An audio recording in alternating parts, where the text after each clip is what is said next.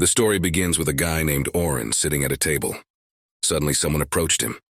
The guy turned a surprised look in the direction of those who came. In a surprised voice, he asked them what happened. In front of him stood two guys in knight's armor and a girl in a witch costume. Orin turned to them and asked if they were ready for the next march. If so, let them wait a bit. He would be ready in a minute. But one of the Chutka boys said in a serious voice, asking him to leave their group today. The main character got up from his seat and asked in a surprised voice, "Is this some kind of joke?" The guy who said that was Oliver. He looked at the protagonist with a cold stare and said that it wasn't a joke or anything like that. It was the truth. Orin screamed, only one question on his lips: why? They had been friends since childhood after all. He had been his comrade all this time. Oliver seemed to ignore the protagonist's surprise. He said that Orin was only in the group because they were from the same village. But he was too dumb for a future among them. Simply put, he lacks the ability to continue to be in their group. So he asks him to leave them immediately. Orin didn't hear him anymore. It was as if everything collapsed for him at that moment. A grimace of incomprehension frozen on his face. But why? This group was organized with him and Oliver 8 years ago when they were 10 years old. Now they're called a Heroes Association. And it attracts a lot of people. In the Great Maze in the south, where no one had reached the end yet, they had reached an unprecedented 94th level. A super talented group that reached S rank in a couple years. Orin still didn't understand anything. Why did this happen? Sure, his ability might be lacking, but that was also true of the other members.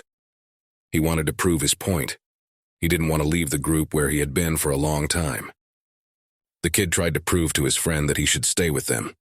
If things stay the way they are, their strategies, they will change. But Oliver, in a sad voice, he said that Orin X their chiller who does support magic. He didn't realize how important that could be. Oliver's face turned serious, but while conquering the dragons last month, the guy realized how important a good hitter is to them. After all, on a team, it takes every member to keep everyone alive. But now it turned out that Orin's support magic was very weak compared to the other S-ranked healers. The poor guy stood there looking at him with an incomprehensible look. Naturally, he realized that he was inferior to the others. His main specialty was swordsman. That was why he had developed the original magic. The kid's voice was shaking. He was definitely not ready for this kind of talk. Though he realized that it wasn't much, it was bound to happen sooner or later. But Oliver shouted for the kid to shut up. The reason Orin changed his profession to healer, the likelihood is that his sword skills are vastly inferior to Oliver's. And that puts the entire group in danger. Now he's a hitter and his ability is even lower. He's in no position to complain. The other guy pointed his finger at him, and the protagonist stood silent, unable to object. Orin gathered his thoughts and said that he did it, that the team needed a healer. Since he was the fittest one in their squad, he decided to do just that. The disadvantages are made up for by his magic technique. Thanks to that, he was able to survive even in the depths of the labyrinth. He tried his best to prove that he could be of use to the team, as he didn't want to leave his home. The boy wanted to say something else, but Oliver interrupted him. They are a group of heroes. They need to move on, and Orin is slowing them down. The head of the team said he had already found a replacement for his role as a hitter. He's very sorry, but that's the way it is. Despite his words, there was not a note of regret in the commander's voice. The protagonist looked at him with a doomed look and realized that there was nothing he could object to at this point. At that moment, the protagonist's consciousness seemed to sink into a sticky, dark gloom. He didn't want to believe what was happening. It's like time is slowed down, and the guy's attention is focused on the event. He's being kicked out of the group. Is this how they feel about the guys they've been with for so long? They've already decided on a replacement. There's no room for the guy here anymore.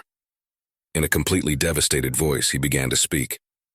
Okay, he's leaving. They've taken care of him so far. A voice was heard from outside. The girl said with some relief, "Finally, he's getting out of here. This place will be so much better without him." There was nothing but contempt in that voice. The girl who said that was Ari Wilds. She was a mage. Smiling wryly, she said that even if he said he could do both magic and swordsmanship, it was still about a rank. But she was tired of seeing something like that. Smiling even wider, she asked the guy if he knew what they say about guys like him. The ones who can do a lot of things but never succeed at anything. She seemed to be trying to kill the guy's ego with that phrase. Lastly, she said that from now on he should behave more carefully.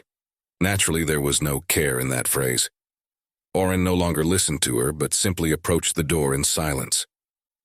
Finally, he turned to his former comrades and gave them a look of contempt. Now their paths were parted. It was necessary to act alone. No, still these people had always had that opinion of him. He was only supposed to serve them, but would never be a member of their team for real. He left the room and slammed the door irritably.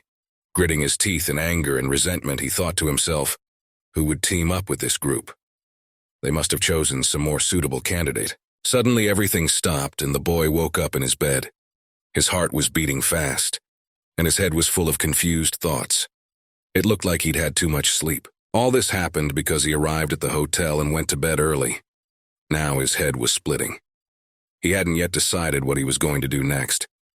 Irritated, the guy threw a blanket over himself, wrapping himself up with his head. That's it. He sleeps on. His consciousness sank into a cold abyss. For a while, he would be able to live without any problems. But now, he was faced with one question. What should he do for a living? Now he had 3 options, but each of them posed a great danger. The first option was to be an explorer like before, making money by selling things he would find in mazes around the world. But that was a rather dangerous endeavor, considering his level. Second, get a job of some kind. Earnings may decrease, but life will be more stable. You can do that, it's less risky. And 2, become a merchant. Maybe he can make a lot of money, but the probability of that is very low. Plus, there are no guarantees. The boy thought for a moment. After all, if one had to choose from all this, the best option remained only a researcher's job. The main character doesn't want to be rich. He came to this city to become an explorer. They started out together with Oliver. He didn't want to go down his path and became an adventurer. Staying in the shadow of his former comrade is a pretty bad option. Becoming an adventurer was his own willful decision. But now he has no need to fulfill his obligations in the group. Right now he was on his own. The boy pulled out a huge sword and gripped its hilt tightly in his hands. At this moment he was overwhelmed with determination. He swung his sword now. He was determined that he was going to become a swordsman again. If so, he'll need to get his intuition back. It seems they've recently opened a new labyrinth nearby. Sounds like we should go and try our luck. Soon the kid arrived at the appointed place. He was met there by a girl who was a member of the guild staff. She looked at him in surprise and asked him if he really wanted to go there alone. Orin replied seriously that that was right. He was determined to go there alone. Is there a problem with that? Is there no problem with the regulations? The girl replied that this is a pretty dangerous place. She would advise him to go here after he has a group formed. The boy looked at her with an indifferent gaze. He thanked the girl for the advice, but it wasn't necessary. He asked the girl if she had seen the guild map he had presented to her correctly. The guy pulled a small piece of paper with some symbols written on it from his pocket. The girl looked at the provided item in surprise. After reading what was written on the card carefully, the girl opened her mouth in surprise. Did he have level 94? The girl's voice began to tremble with surprise and fear. She bowed to the boy and apologized to him. Her advice was wrong. The protagonist waved his hands, trying to calm her down, and said it was okay.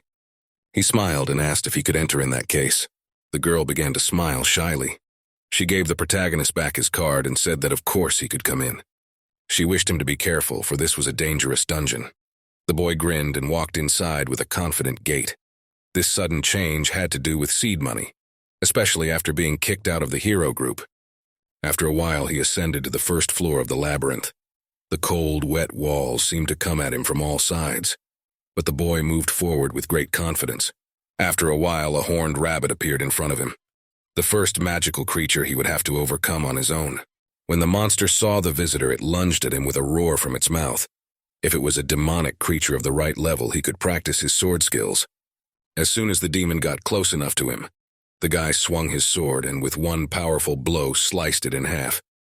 The monster didn't even have time to react, and a stream of blood spurted out of its mouth. It was an easy victory. The boy sighed and looked at the corpse of the monster he had killed. His hands were trained enough to take it easy and slay this monster with a single blow. The first victory gave him confidence.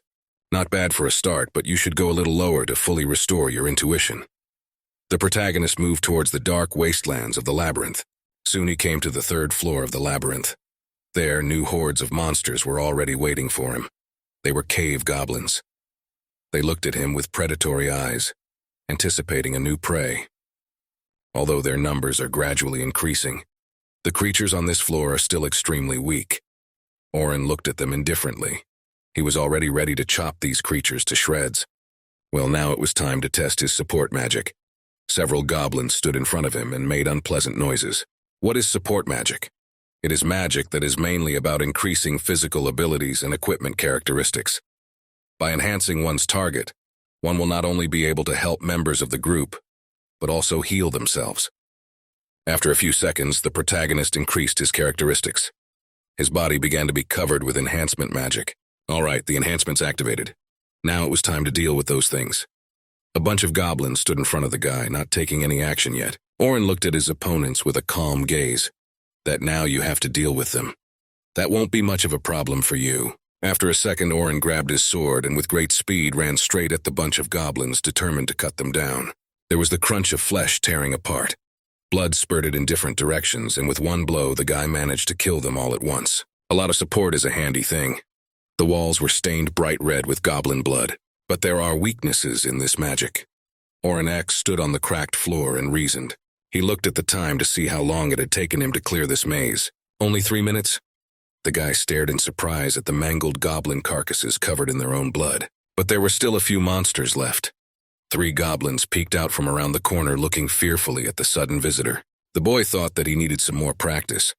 Reinforcing his physical characteristics, he prepared to attack. The effects of support magic were not permanent. The protagonist swung his sword, cutting down the vile creatures one by one. In addition, the support's duration differs depending on the individual magic ratio.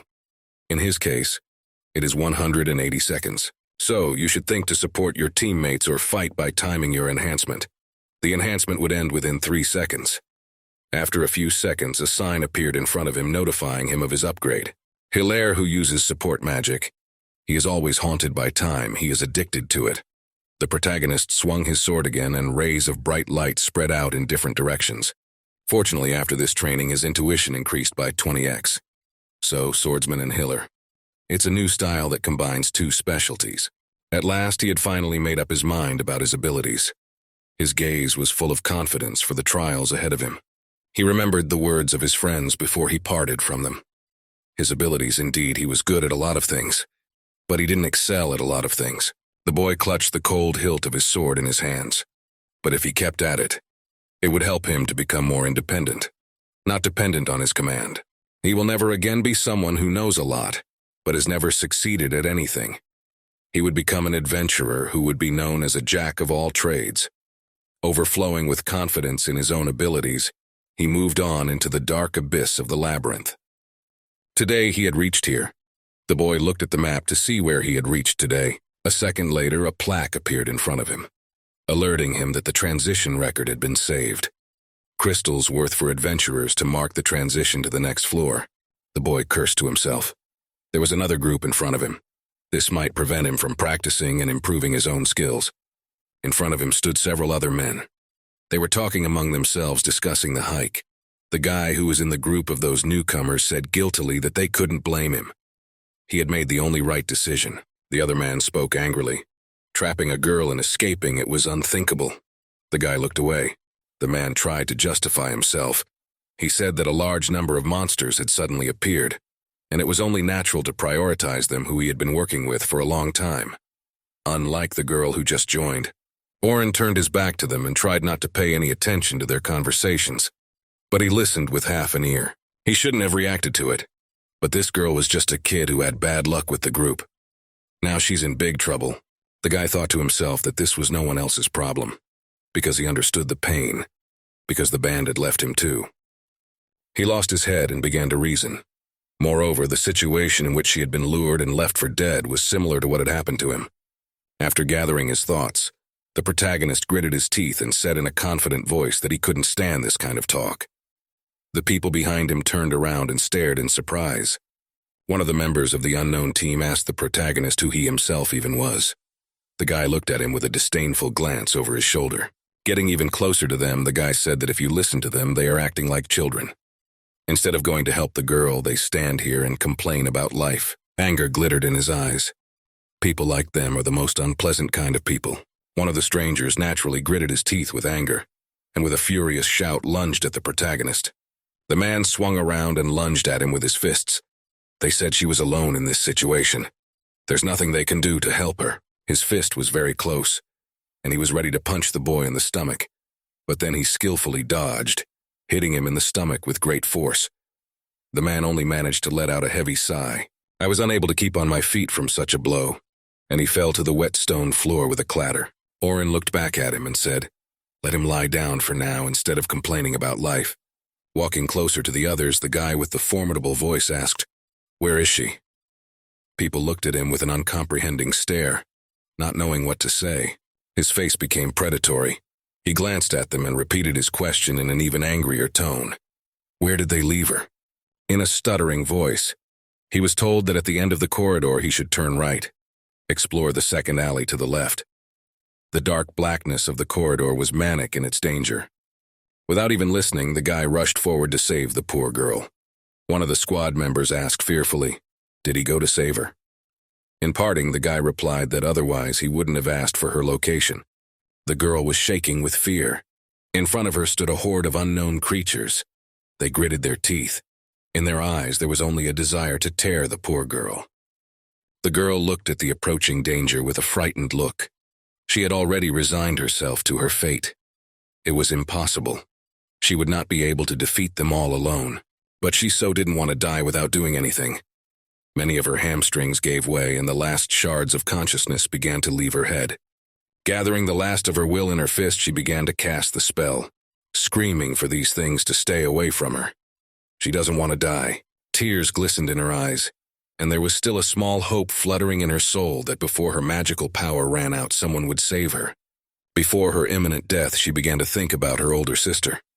Closing her eyes, the girl prepared to accept the death sentence. Orin ran toward her with all his legs. Damn it, Bait. Those who live peaceful lives have no predisposition to form groups. The poor girl put her arms out in front of her as if trying to defend herself. She begged the monsters to stay away from her, as if that would make a difference. She really didn't want to die. She thought of her older sister again, and squeezed her eyes shut again as if trying to hide from the impending danger. From nowhere, a whirlwind of air currents appeared. The girl shivered in the strong wind. It was an airstrike. She opened her frightened eyes, watching as some stranger stood to her defense. She hadn't expected anyone to come to her rescue. With a surprised look, she stared at the kid. It was someone she didn't know. Seeing the way the kid was fighting, she couldn't understand who it was. A mage? A swordsman? Orin concentrated fully on the battle and used support magic. He increased his strength in order to deliver a devastating blow. Determination glittered in his eyes. Grasping his sword, he raised his technique to charge the weapon with magic power. For a moment, he wondered if he should apply support magic to the ball just in case. On the other hand, it would make it easier for him to deal with these monsters. Applying the damage enhancement, the guy swung his sword, the blade of which suddenly glowed. The frightened girl watched the strange man who came to protect her. She opened her mouth in surprise. He's using support magic? What is that? The horned creatures of darkness were already approaching their victims, opening their stinking jaws full of sharp teeth. They had seen their prey, and now nothing could stop them. There were a total of 13 orcs there. If they are low-level players, running away would be the only strategy. Orin swung his sword and jumped up high. The orcs looked up at him as if they didn't understand what fate awaited them. After the guy swung his sword, a vortex of magical energy formed around him, which was like a meat grinder that began to grind the vile creatures. 10 seconds would be enough for him to chop these creatures to pieces. Blood began to pour out in rivers. This guy's incredibly strong. The girl watched in amazement as the shredded bodies of the orcs that had just been about to devour her now fell to the ground bleeding. In the middle of this nightmare stood the stranger who had suddenly come to her rescue. Orin walked over to her and asked the girl if she was okay. Apparently their wounds were kind of gone. She was intact, but the guy made the decision to heal her just in case. Trying to put her thoughts in order, the girl fell to her knees exhaustedly. She was alive, though she still couldn't believe it. Orin began to apply a healing spell to her. Still unable to bear it, the poor woman began to cry with fear. She was very frightened and could not do anything. What was she supposed to do in such a situation? There were too many of them. There was no way I could handle such a crowd of monsters. Orin looked at her sympathetically and lowered his eyes. He felt sorry for the little girl who was in such danger, only because her group had sneakily thrown her in front of those things and used her as bait. The protagonist dropped to one knee beside her and stroked her head. The girl still couldn't get her thoughts in order. The effect of this situation was too strong. Suddenly it was as if she came to her senses and she jerked in fear. The guy immediately took his hand off her head and apologized. He looked at her with a sympathetic gaze, like an older brother looking at his sister. The girl stammered and began to speak. Looking at the guy with eyes full of gratitude, she thanked him through her tears for saving her. Her voice still shaking with fear. She said she thought for a second that it was already over and nothing would save her. Now she slowly began to calm down. She said in a joyful voice that this was why it was really great when the stranger came to help her. You could see on her face that she was genuinely happy to be alive. In a calm voice, the boy replied that he was glad to help her. He himself was pleased to realize that he could be useful to someone. Here was the first person he'd been able to help. Their conversation was interrupted by some strange sounds coming from the depths of the labyrinth. It was like a growl, and the girl twitched as if startled. Getting up from his knees, the guy said it looked like more magical monsters were coming their way. He gave her a hand. We had to get out of here. The girl kept looking at him with a frightened look. She took his hand and the boy helped her to her feet. Shaking off the dust, they walked past the preservation crystal and rounded the corner, heading for the exit of this creepy dungeon. Soon they were standing at the entrance to the cave. The boy said goodbye to the girl and told her he had to go. That was the end of the road. He was about to leave when the girl called out to him and asked him to wait. The boy turned in her direction in surprise. What else did she want? The girl smiled shyly, and squeezing her eyes shut, apologized again. She thanked him for his help. She still couldn't believe that now I pressed on. Her life was no longer in danger. In addition, the girl said she did not introduce herself. Her name was Sophia Cradle. The girl's voice was still shaking. Whether it was embarrassment or fear, the protagonist looked at her questioningly and began to study the girl with interest. Cradle? Indeed, that's the emblem on her. Strange. After hesitating a bit, the guy replied that it was his fault for being the first to introduce himself to me. He said his name was Orin. The girl looked at him dreamily and said in a trembling voice that he had a very beautiful name. Suddenly, her voice became surprisingly more determined. The boy looked at her in surprise. Folding her hands, Sophia said she would like to thank him again. So she's taking him out to dinner. It's not a home-cooked meal, but still. Calmly, the guy replied that he wasn't helping her for the purpose of getting any thanks. Besides, she had already thanked him. The girl grew sad and wanted to say something else, but she stopped herself. Orin looked at her. Well, something to eat would be nice, though. After a little thought, the guy agrees. He accepts her invitation. The girl became animated and thanked him again with joy. The boy thought to himself that he would pay for himself and her. Orin asked, had she picked a place yet? If not, he could show her a couple of good restaurants. Smiling, Sophia cheerfully said that she had already chosen everything. The boys moved on their way. Soon they found themselves in front of some large house. Sophia turned to him joyfully and told him that they had arrived. Happiness shone on her face, and she was eager to thank her savior. A little shy, the girl said it was a cheap restaurant, but the food here is really good. The boy hesitated again, which is to be expected from someone who wears their emblem. Sophia is indeed a searcher, and belongs to the Silver Rabbits of the large Yachten clan. A clan is an organization of researchers. All the materials they bring in are processed and sold. This is the case with some restaurants and department stores. The sales go to equipment for researchers who are members of clans. This way they can get better quality materials. Silver Kroll in the night sky is one of the largest clans, attracting a large number of researchers. It costs Sophia nothing to form some group, has that kind of authority. They went into the restaurant. The decoration was not very rich. There was a girl sitting at one of the tables, eating something. When he saw her, the guy became wary. It was as if he remembered something. Seeing this girl, Sophia was surprised and asked what the older sister was doing here. The stranger turned to her and looked at her in surprise. The girl looked at the newcomers with a scrutinizing gaze and replied that she had a meeting nearby. So she had decided to eat here. Sitting at the table, the girl looked at her younger sister and asked in surprise, "Does she have a boyfriend yet?"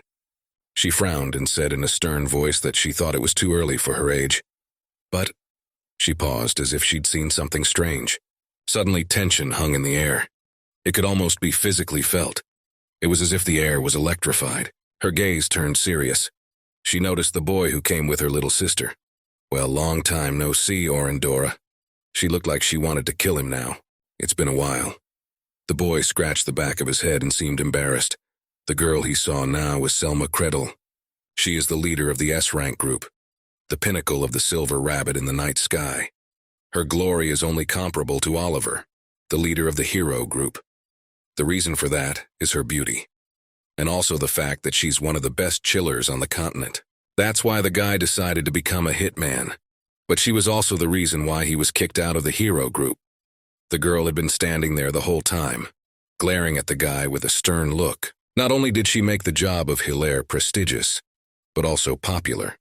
She also created the concept of a role within a group. You could say that she was the founder of the support role. In other words, tank, DD, and support. She suggested dividing all members into 3 roles. This quickly became popular, and the structure of the group began to reorganize. The hero group was no exception. As a result, he changed his specialty to that of a hitman, although he was a swordsman before that. He thought they just had similar last names. But she is Sophia's older sister. At this time, the girl noticed the protagonist's piercing gaze on herself, and slowly began to become enraged. But why is he staring at her like that? Barely containing her anger, the girl began to speak. To fall in love with her 14-year-old sister, that's unthinkable. Her voice sounded like she wanted to tear the guy to pieces right now. The girl gave him a look that would make any passerby go cold inside. Would he have the courage to do it? To fall in love with her sister? The guy stood there the whole time thinking, what's she talking about? I mean, he didn't even think about it. This lady's got a problem. A little coming to his senses after such a statement, the guy started talking. He said it was a misunderstanding. In fact, he just wants to eat with her. He doesn't feel guilty about anything because of this. But it seemed to make the girl even more angry.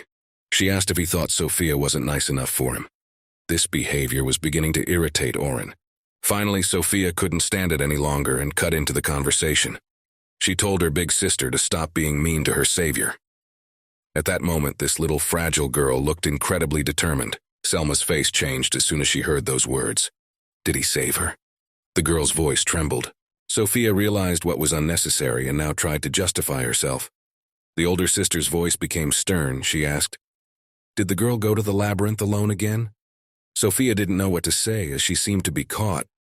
The older sister guessed everything. In a stern voice, she said that starting the day after tomorrow, they would dive into the big labyrinth every day. She told her to wait. Sophia lowered her gaze and quietly apologized. So she was looking for lost clan members. Selma sighed heavily and said she didn't know if it was a good thing or not. But from now on, her little sister wouldn't be acting on her own. Sophia didn't say anything, but only nodded fearfully. Now the girl shifted her gaze to Orin. She thanked him for helping her sister. She was sorry that she had been rude to him earlier. The guy waved his hands and said it was okay. He wasn't offended. The situation was getting rather awkward. Sophia said they should sit down. Her sister reluctantly agreed. Her older sister said it would be nice to have dinner together. Sophia nodded. She was used to agreeing with her older sister on everything. Orin asked, is it okay if they sit at the same table? Selma said, that wouldn't be a problem. Still, isn't this the first time they'll be able to have a normal conversation? It seems that even during their joint attack on the dragon, they only talked about the battle. Sat, and with a calm gaze watched everything that was happening. Selma took a small cup of tea in her hand and gracefully began to drink. He first met her last month. Since they are both Hylers, they had been placed together. Selma took overall command and he supported her in this. Sophia shifted a confused look to her older sister and shyly asked, how long had they known Orin? The older sister looked at Sophia in surprise and asked if she knew who Orin was. The girl suggested that maybe he was someone famous. Selma confirmed. That's right, this guy is one of the hero group, isn't he? The protagonist looked at her with an attentive gaze as he stirred the food in his plate. Sophia began to look at her sister and the boy in surprise. She tried to understand what kind of person was sitting in front of her. She was filled with many emotions, confusion, surprise, and even a little fear. She opened her eyes wide and stared at Orin, unable to say a word. The girl closed her eyes and started to stammer something. But the guy said it didn't matter. Besides, he's not with the hero group right now. It just so happens that he was forced to leave it. Selma wondered, wasn't he with them? Maybe he'd been kicked out of the party. The boy nodded and said it had happened just yesterday. You could hear the annoyance and resentment in his voice. The girl turned to him and asked what had happened to Oliver. If he kicked a man like him out, he should have kept him no matter what. The girl started asking him why he was kicked out of the group. It was obvious that the guy was not very happy about this conversation. In a calm but angry voice, he said that certain circumstances had developed. The thing was, they were all on their own minds. There was no teamwork between them. Selma wondered if that was it. So now, he's free. The boy replied that you could say that. Naturally, he was annoyed, but he couldn't help it. For a second, the thought flashed through his mind that if this girl was so interested, maybe she wanted to invite him to the Silver Rabbit clan. But after all, he had only recently learned about it from the party people. The girl began to speak in a timid voice. Then, if he had no plans, but the boy did not let her finish and asked her to wait. He really didn't have any plans, but he had no desire to join any guild. Naturally, he lied. The girl frowned and asked if they were wrong about him. There was an insistence in her voice. She moved closer to him and looked straight into his eyes. It was the perfect chance. Guys couldn't miss it, but they'd just have to wait for the moment. In a calm voice, the girl said that she would like him to go with her the day after tomorrow. Would he be okay with helping her with her search? It was as if she could sense hope in that voice. It's not my question that's hanging in the air. Help with the search? Selma continued to look at him with attentive, serious eyes. The boy looked at her in surprise.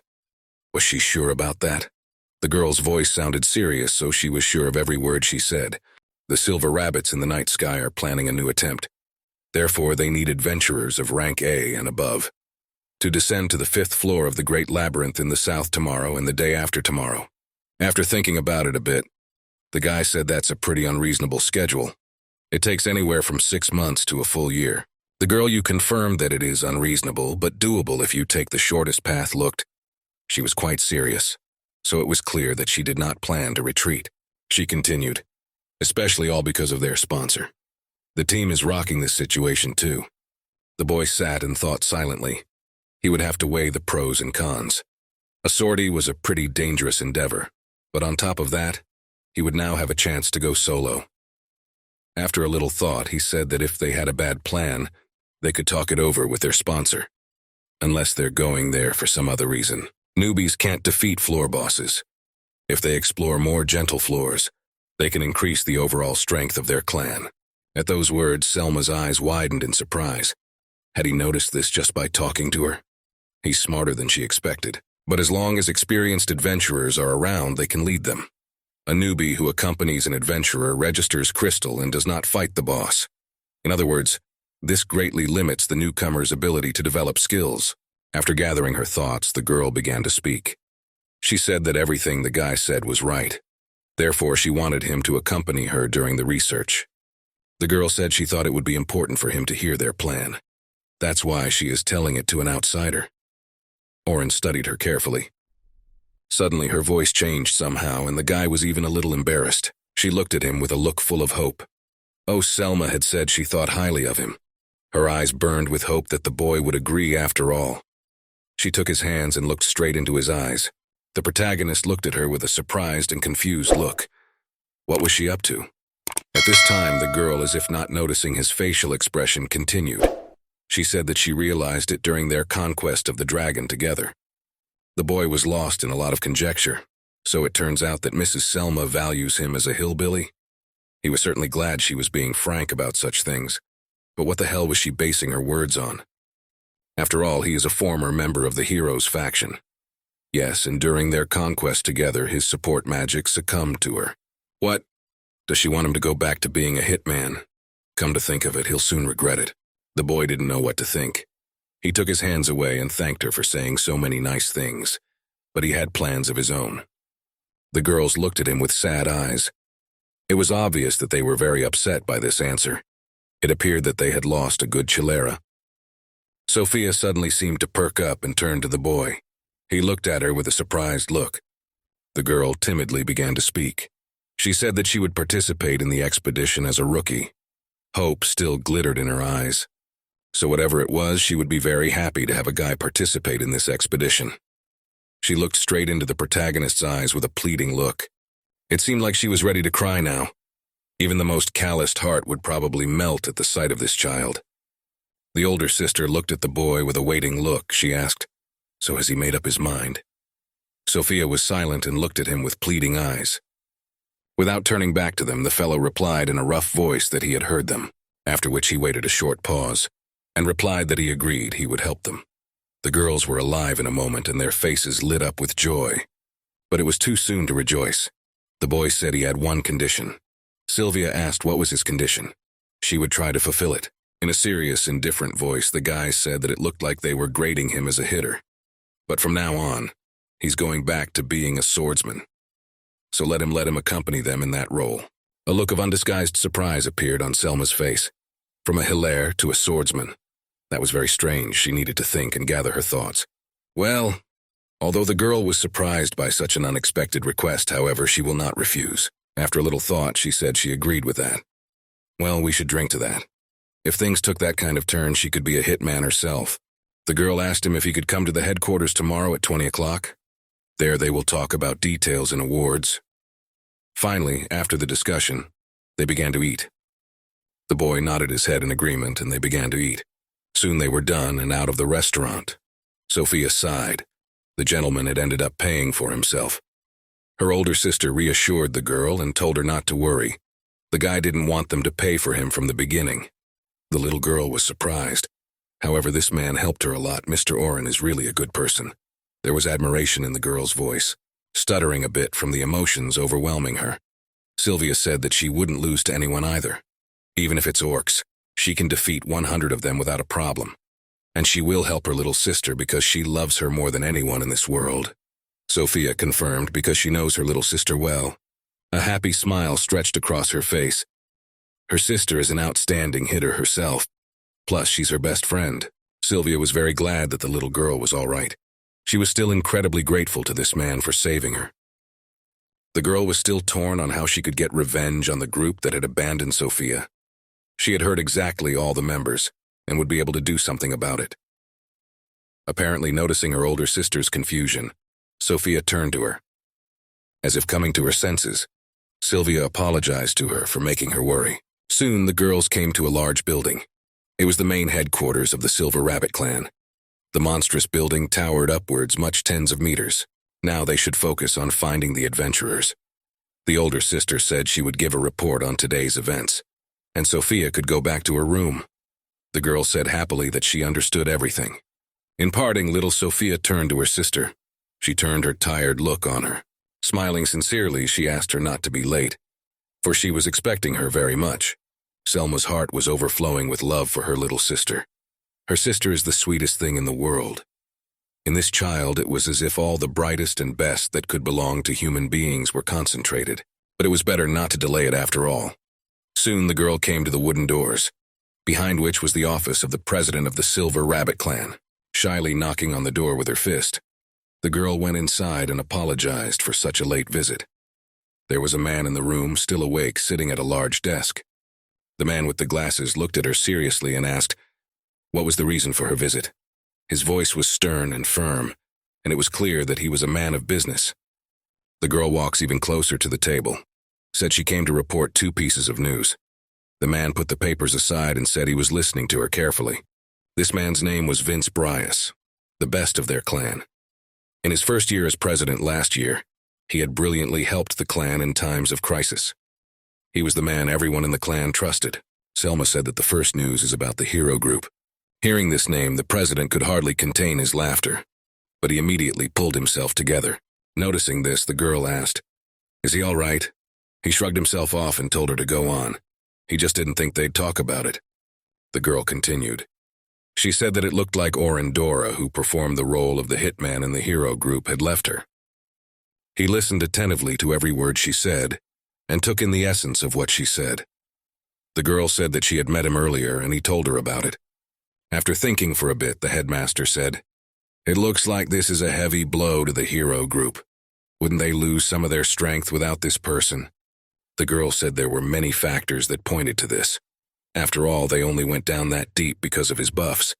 Sure, this player's support magic is lower than the average rank, but her magic activation speed is incredibly high, approximately 4 times faster than hers. Telling this, the girl couldn't hide her admiration.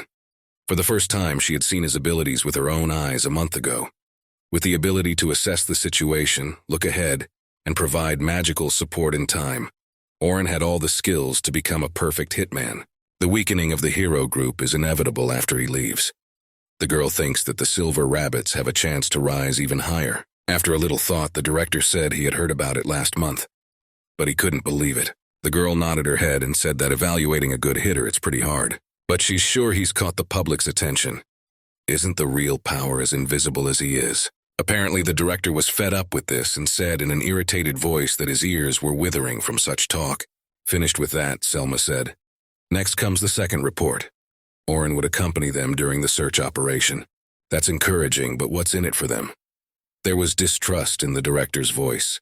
The girl said that tomorrow she would talk to him at the headquarters in the apartment, but perhaps he wants to enlist the help of their clan when he agrees to this. That option couldn't be ruled out, the director wondered. And support? Those pesky aristocrats have been telling him time and time again that they are not interested in this plan. Besides, after that, he is a little concerned that their support might be interrupted. He feels it, but talking about it is something I really want to do. The girl nodded in agreement. She understood him completely. The man said he didn't think he lost his senses when he left the group. The girl nodded her head. The principal continued. Anyway, he feels like Selma has a reason why she's so partial to him, doesn't he? O looked at the man in confusion. What was he talking about? Although she seemed to understand everything perfectly well, but tried to hide it. The man said she wanted to be a member of the first squad of Silver Rabbits in the night sky, and run it. But what he is most interested in is this Orin fit for their squad? There was silence in the room after this question. Will he be their trump card that manages to replace him? The man put special emphasis on the last word. After gathering her thoughts a little, Selma replied that she didn't know that for sure, but she thought it was definitely possible. The director didn't. But he's a hitman, isn't he? Of his own pack? He can't let that happen, considering he keeps a balance in it. After saying that, the girl lowered her gaze. It was obvious that she was upset by such an answer. For some reason, Orin changed to a class swordsman. Does he want to show his strength in battle? The girl gripped her head, trying to get her thoughts in order. This is a tough one. Even though the group of heroes had shrunk, they hadn't advanced more than a step first of the year. How much trouble they were in right now. She walked out of the headmaster's office and leaned against the wall, trying to get her thoughts in order. The building was almost empty now, with only the bright white moonlight shining through the windows. There was a lot of responsibility on her shoulders right now, and she had to deal with it somehow. The girl sighed heavily and closed her eyes, but there were a lot of thoughts in her head, and being the clan's best chiller was quite labor-intensive after all. Besides, she had to make hard decisions that were not always encouraged by the leadership. But through the abyss of those annoying, heavy thoughts, her little sister's face suddenly broke through. She remembered her sweet eyes and her cheerful voice. She remembered you happy moments when they were together. At that time, she needed nothing more than to be near her favorite sister. That's the one person she was trying for. She needed to be energized by her little sister as soon as possible. Selma Cradell is the best chiller on the continent, actually quite sensitive. Thoughts of her sister take up everything and her free time. The next day, the neat little houses towered into a sky that did not have a cloud in it. The weather was fine and heralded a beautiful start to the day. Orin opened the door with a creak and said hello to whoever was sitting inside. The old man raised his head and said hello to the boy. He continued to stand in the doorway, not daring to come any closer. After a bit of thought, he did move closer to the desk. Orin had said that he was leaving for the labyrinth tomorrow. Therefore, he is going to replenish his supplies. The old man was surprised. At the desk sat a plump old man with a large, malleable beard. He was very happy that a new customer had come to him. This grandpa is the head of this store. The most interesting thing is that for him, he is a real grandfather who loves him. Because to me, he remembers his parents. There were many different goods on the shelves of the store. In a good-natured voice, the grandfather told the boy to take his time. The number of his customers had just settled down. Thanks to Orin, this store began to flourish. The old man blurted out in grateful words, all thanks to the lad and his achievement of being the best adventurer. Orin stood listening to these grateful speeches. Closing his eyes, Grandpa politely said he appreciated everything the guy had done for him. Orin interrupted him, an awkward pause hanging in the room. The guy lowered his head and apologized, saying that he wasn't really a member of the hero group anymore. From now on, he wasn't fit to promote the store. You could hear the sadness in his voice, that he would no longer be able to help this man. With each word, the guy's voice became more and more sad. Since he's no longer with the group, he has no influence, and therefore he can't help in any way. Still with his head down, the protagonist once again began apologizing to the old man. He was sincerely sorry. Orin bowed his head, trying to justify his powerlessness. The old man just stared intently at the boy who had come to him. After a moment, he stroked him on the head with a sort of fatherly warmth, and said carelessly, "What are children worried about in their time?" There was so much kindness and affection in that phrase. Grandpa said that he was happy enough that they had the opportunity to talk to each other now. Orin opened his eyes in surprise. "You mean the old man isn't angry with him?" The guy stepped back a little farther and didn't know what to say. The old man continued. He said that everything else depended only on the guy's efforts. It was obvious that he wasn't offended at all. That's what put the protagonist in a stupor. The old man continued talking as if nothing had happened. He said that Orin had done enough, and then he thanked him heartily again. The boy's lips quivered uncertainly, and he began to whisper something right under his breath. For that, he should thank him. Orin looked down at his feet, trying to find words that would fit the situation, but he couldn't. A traitorous lump came up in his throat, and he was ready to cry. Grandpa, still in the same friendly voice, said it wasn't. The guy seemed to put up with it all the time. He was having a very hard time, and the old man understood that. Already beginning to almost sob, the protagonist asked why he was crying then. The old man only squinted and smiled at him. Orin lowered his head as he stood in front of the large desk, almost ready to cry. At that moment, the grandfather looked like a kindly Santa Claus. His beard wiggled, indicating that he was smiling. In a good-natured voice, he said that sometimes things can be hard. And there was nothing wrong with crying, to let the emotions out. Orin stared at him, unable to find a single word. At that moment, he realized that this man, the seemingly ordinary shopkeeper, had become one of the closest people in the world to him. The boy's lips moved, and he barely heard himself whisper words of gratitude under his breath. Soon the boy was already moving along the stone street. He still had to meet Selma as agreed. Twilight was beginning to fall as a familiar silhouette appeared in the distance. The girl looked at him. He had come after all. In a quiet voice, she told the protagonist to follow her.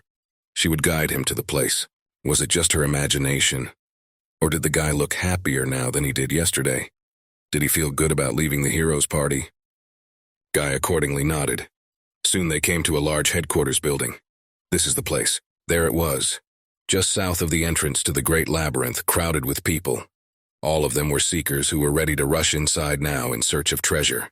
The guy stood watching everything that was going on, when suddenly he was called by a familiar girl's voice.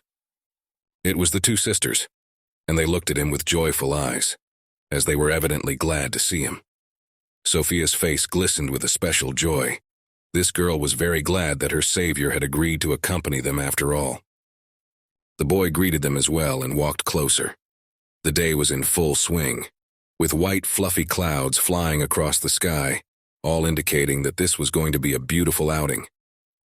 The girl stretched out more of a smile and looked at the guy with squinted eyes. She also greeted him. This time, just like then. What she got, a new uniform? Orin said she looked great in that dress. The girl's eyes went wide when she heard that, and her face flamed red with embarrassment, and she put her hands to her mouth. Barely audibly, she said, "Thank you." It was evident that the girl was very embarrassed. Selma, apparently noticing all this, frowned and said the guy seemed used to dealing with girls. What, he'd had affairs before. The guy didn't understand what she was talking about, and extra two-dimensionally stared at her. He responded that he didn't have anything like that. Being in a hero group, he was living with a female participant. So the reason is probably because he's just used to that kind of thing. The girl looks like she understood everything. That's how all the brave heroes live in the same mansion. Her voice sounded like it was filled with contempt and envy. Sophia asked the boy with interest where he was living now. He answered that he was staying in a hotel, but that he was thinking of renting a room. For some reason, Selma was startled by such a question. In a frightened voice, she asked her sister why she was asking this. A guess flashed through her mind. Maybe she wanted to encourage him to do it. But then she pulled herself together and said it was different. She was just a little nervous. That's terrible, her sister's stupid. The guy just smiled as the two sisters argued. It looked pretty cute from the outside.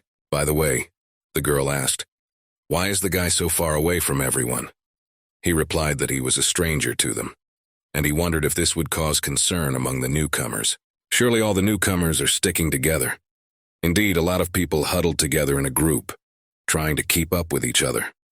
Selma seemed to remember something, and her eyes brightened.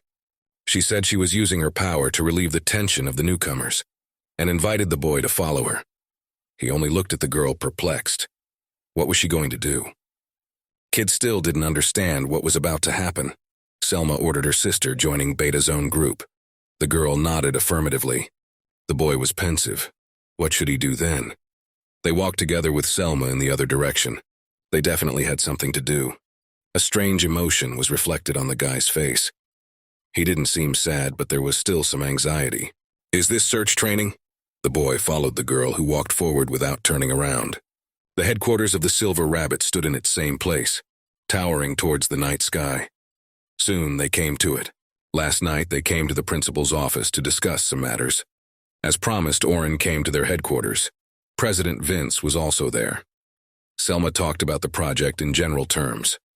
The guy stood in front of the principal and the girl and said in a firm voice, in other words, it was necessary to summarize. The search period will be 3 days. Their target is from the 1st to the 5th floor, on the Great Maze. Given that they need to ensure the safety of the newcomers, they will not stay overnight and return when they reach the floor. There are 10 novice groups participating. 1 leader is responsible for 2 groups. 5 leaders are in charge, including Selma, and a battle with a demonic beast is conducted by a group of newcomers taking turns. In the event of an unequal battle, the leader takes command. The guy asked, did he get it right? The girl nodded back at him, rightly so. The sooner he understood this plan, the better. At any rate, they would have a march. Selma asked the guy if he had any questions left. The guy replied that there was only one question. Why only 5 leaders? There was a look of doubt on his face. If they dared to go this illogical way, it would be possible to take a rank A group, and supporting newcomers in such a case could greatly reduce the overall risks. Answered that their main goal is to bring as many newcomers to the lower floors as possible. Her face stretched in a beaming smile.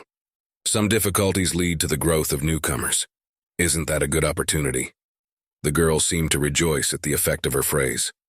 That's their official position, so you'll have to put up with it. They don't care about the process in a plan like this, where what matters is the outcome. They must have another reason. The boy was lost in conjecture. There were too many questions, but he doesn't think these people will tell him everything. After a moment's thought, he sighed heavily and said he would help them. The girl nodded affirmatively and thanked him. His reward was the 2 gold coins she handed to the guy, and she would give the other 10 to him upon completion of the task. The guy was in a bit of a stupor at that, and wasn't that a bit expensive? If they succeeded, he could live for a year without denying himself anything. Smiling good-naturedly, the girl replied that it was all because of his skills. He'll have to try harder tomorrow. Orin was still in a bit of shock and just stood in the middle of the room and looked at them with a surprised look. Still gathering his thoughts, in a slightly shaky voice, he said that tomorrow he would do his best. It was late at night and everyone was asleep. After all, the president didn't say anything about it. He still had doubts about the contents. Selma approached the group of people and greeted them in a good-natured voice. Orin stood a little behind. Yu in turn greeted her back. Orin stood a little farther away, watching everything that was going on. The group of people consisted of 3 people, 2 guys dressed in armor, and a girl dressed in a mage costume. One of the guys had a haughty smile on his face, so these are the other leaders. Well, we'll have to get acquainted. The girl started talking, introducing the guy to her co-workers. She said this is the man they were talking about yesterday. She could guarantee his experience. One of the people standing nearby said that if Mrs. Selma approved of all this, it would be promising. The other 2 people confirmed with glee that they expected a lot of loot from him at this point. The guy got a bit embarrassed. Shouldn't have set expectations so high, please. Orin introduced himself and said he would take the attack position in the vanguard. He was glad to meet them. The other leaders smiled and said good-naturedly that they should introduce themselves as well. There were 2 men among them. They were tanks. One of them with white hair was named Bando, the other with hair a little darker than Ansel's. The girl who was a hitter was named Kat, so their team was fully formed. They have Dee and Hill. The guy thought about it for a bit. It's a balanced party. If he wasn't there, would she call someone in a supporting role? Selma breathed in a full chest of air and began to speak excitedly. Well, if the leaders had already been met, Orin should get to know the newcomers as well. The girl shifted her gaze to the group of young men who were looking around fearfully. It was obvious from their appearance that this was the first time they were participating in such an expedition. The girl turned to the group of young people and greeted her students in the same cheerful voice. Her voice grew louder and more confident as the girl began to speak. As they had been informed earlier today, their goal was to reach the 5th floor of the Great Labyrinth. The newcomers were still looking at her with frightened eyes. It was obvious that this was a first for them, and a slight fear was present. The girl wondered behind Vitae some of the grim expression on their faces. Were they afraid to find themselves so suddenly in the depths of the Great Labyrinth? There was no need for an answer. The girl understood everything perfectly well. She confidently said that they didn't need to worry. They had prepared an excellent specialist for emergencies. She would introduce him now. Suddenly, something happened for which the protagonist in no way expected. The girl pointed at him and confidently introduced him to the newcomers. Selma told them that he was an adventurer who had reached the 94th floor, which they had not even reached. Orin opened his mouth in surprise. He wasn't ready for his merits to be announced. But the girl seemed oblivious to his confusion. She said that if newcomers wanted to become adventurers like this guy, they could learn a lot from him. But that wasn't all. She was going to say something else. Just as confident, the girl said that besides, he used to be a part of the heroes group. He knows more about the Great Labyrinth than anyone else. Orin was finally embarrassed by this kind of speech. Guys, are they excited about having to go to the labyrinth? Were they more worried about the merits of the protagonist? Selma was in the same high spirits. She asked the newcomers in a cheerful voice if they could already feel the air of the 5th floor. To me, waiting for them to answer that on this one, they begin their exploration of the labyrinth. In the girl's eyes spoke determination and a desire to conquer new heights. Orin looked at the girl in surprise, still trying to move away from the shock. That seemed to be what it meant to release the tension. The girl's face was confident, a squint gleaming on it. Without slowing her pace, she said that now everyone needed to take a place in their group. She turned to the protagonist and said that she was waiting for confirmation from all the leaders. Orin was even a little angry. He ran up to the girl and shouted, "Didn't she raise their morale too early?" The girl indifferently replied that no, Orin's achievement in the hero group would still play a role. After all, their goal was to send the newcomers into the labyrinth with peace of mind. The guy looked at her thoughtfully, something he had a hard time believing in the success of this operation. Maybe it was true, but he had his doubts. As if remembering something, the girl yanked herself and said that the main character is now the leader of the 10th and 9th group. The 10th includes the most promising newcomers. If they practice within the group, it will be useful in the middle of the maze. The girl took his hand again, which made Toth even more embarrassed. Well, she'd given it to him so he could get started. It was all so fast that it took the boys a while to get their thoughts together. The protagonist wondered, rookies with high potential, did the managers do the right thing to put a stranger in charge of training them? Orin introduced himself and said that he would be in charge of them now. He would be happy to cooperate during these 3 days. The faces of the newcomers lit up with joy, and they chorally told him to take care of them. That's the kind of greeting a guy is surprised to get. That's the effect of being a member of a hero group. So he's going to get special treatment from these boys. Is Sophia coming out that Sophia is also included here? Orin made a serious voice and said he wanted them all to give him their names and ranks. The protagonist asked if there would be anyone else. The girl in the group replied that all the participants had already gathered here. No one else is coming. A group of 3? That's unusual. The risk of dying increases as the number of participants decreases, especially if they're new. That's right, their group was only 3 people. The boy put his hand to his chest and proudly said it was all because they were the best of the best. Orin looked at this kid with surprise. He certainly thought that such a thing was possible. But such a high opinion at such a young age, he was beginning to worry about this man's future. He sighed and said that if everyone was gathered here, there were no more questions. Well, then the 10th group should introduce themselves. All of them answered in unison. They stood and looked at their future leader with hopeful eyes. The boy who had previously said he was the best of the best introduced himself. His name was Logan Hayward. He's a sapport and the leader of the 10th group. After that, he said in an even more confident voice that he was the one who would surpass Selma. Orin looked at him with a confused look. And this kid is pretty cocky. He said it was now the next one's turn. The girl was next. She pulled her hand up. Her name was Caroline. Her role in the group was tank. The guy looked closely at her. She was wearing light armor. Would she put on her main armor before going in? The girl hesitated, so he was asking that after all. With a pensive look full of doubt, the protagonist looked at this maiden. Is this some new kind of tank? The girl immediately seconds in a cocky voice said that it was fine and there was no need to worry. She said she doesn't like being attacked by monsters, but she wants to kill them, so she's a mix of DD and tank. Sophia was next. Narubka introduced herself and said she was taking the position of attacking mage in the rear guard. She smiled and said she would be very happy to cooperate. The boy smiled and thought it was the most common greeting, but he felt light at heart. A satisfied smile spread across his face. The guy started to say something, but suddenly the girl who was the tank started screaming. Everyone looked at her with great surprise. He meant, would this mission be too difficult for them? The boy stood and watched thoughtfully as his group began to squabble amongst themselves. Finally, they began the search operation. The men lined up in a great long line and moved toward the beginning of the labyrinth, which promised him many dangers. But if he could overcome them, a reward awaited them at the end. The newcomers are in a good mood. I wonder how much they can learn from the hike. Orin watched his team and prepared himself mentally to take on the role of teacher. Suddenly, his musings were interrupted by a girlish voice. Someone called out to him, too. The guy turned around. It was Caroline. She looked shyly at the guy and stammeringly asked, why would a member of the hero's party participate in their expedition? She thought his clan was in competition with theirs. Guy asked her, hadn't she heard what Selma was saying? He's not in the hero's pack anymore. The girl turned around and looked at him in surprise. As for a threat, this clan did pose one. He had been following the progress of their clan confrontation. The girl returned and asked, so why is he no longer a member of this clan? After all, a group of heroes are people adored by all, and why waste your time here?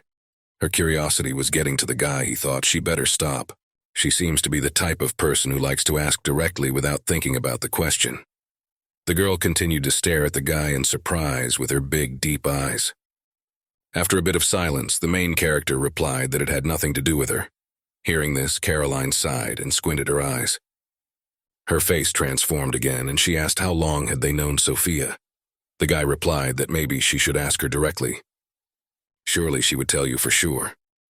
The girl replied that after she asked Sophia, it said that the incredible man was coming to help them. Caroline turned to her friend and looked back at her.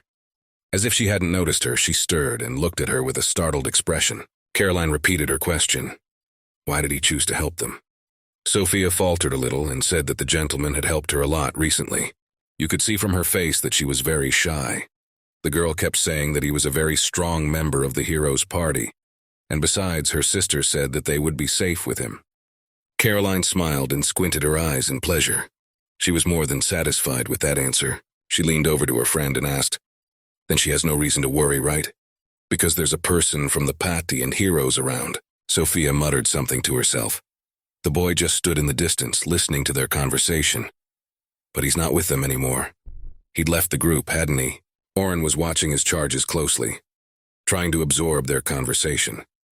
I didn't want to answer him directly, but I had to listen. The girls were talking to each other and laughing. Smiles shone on their faces.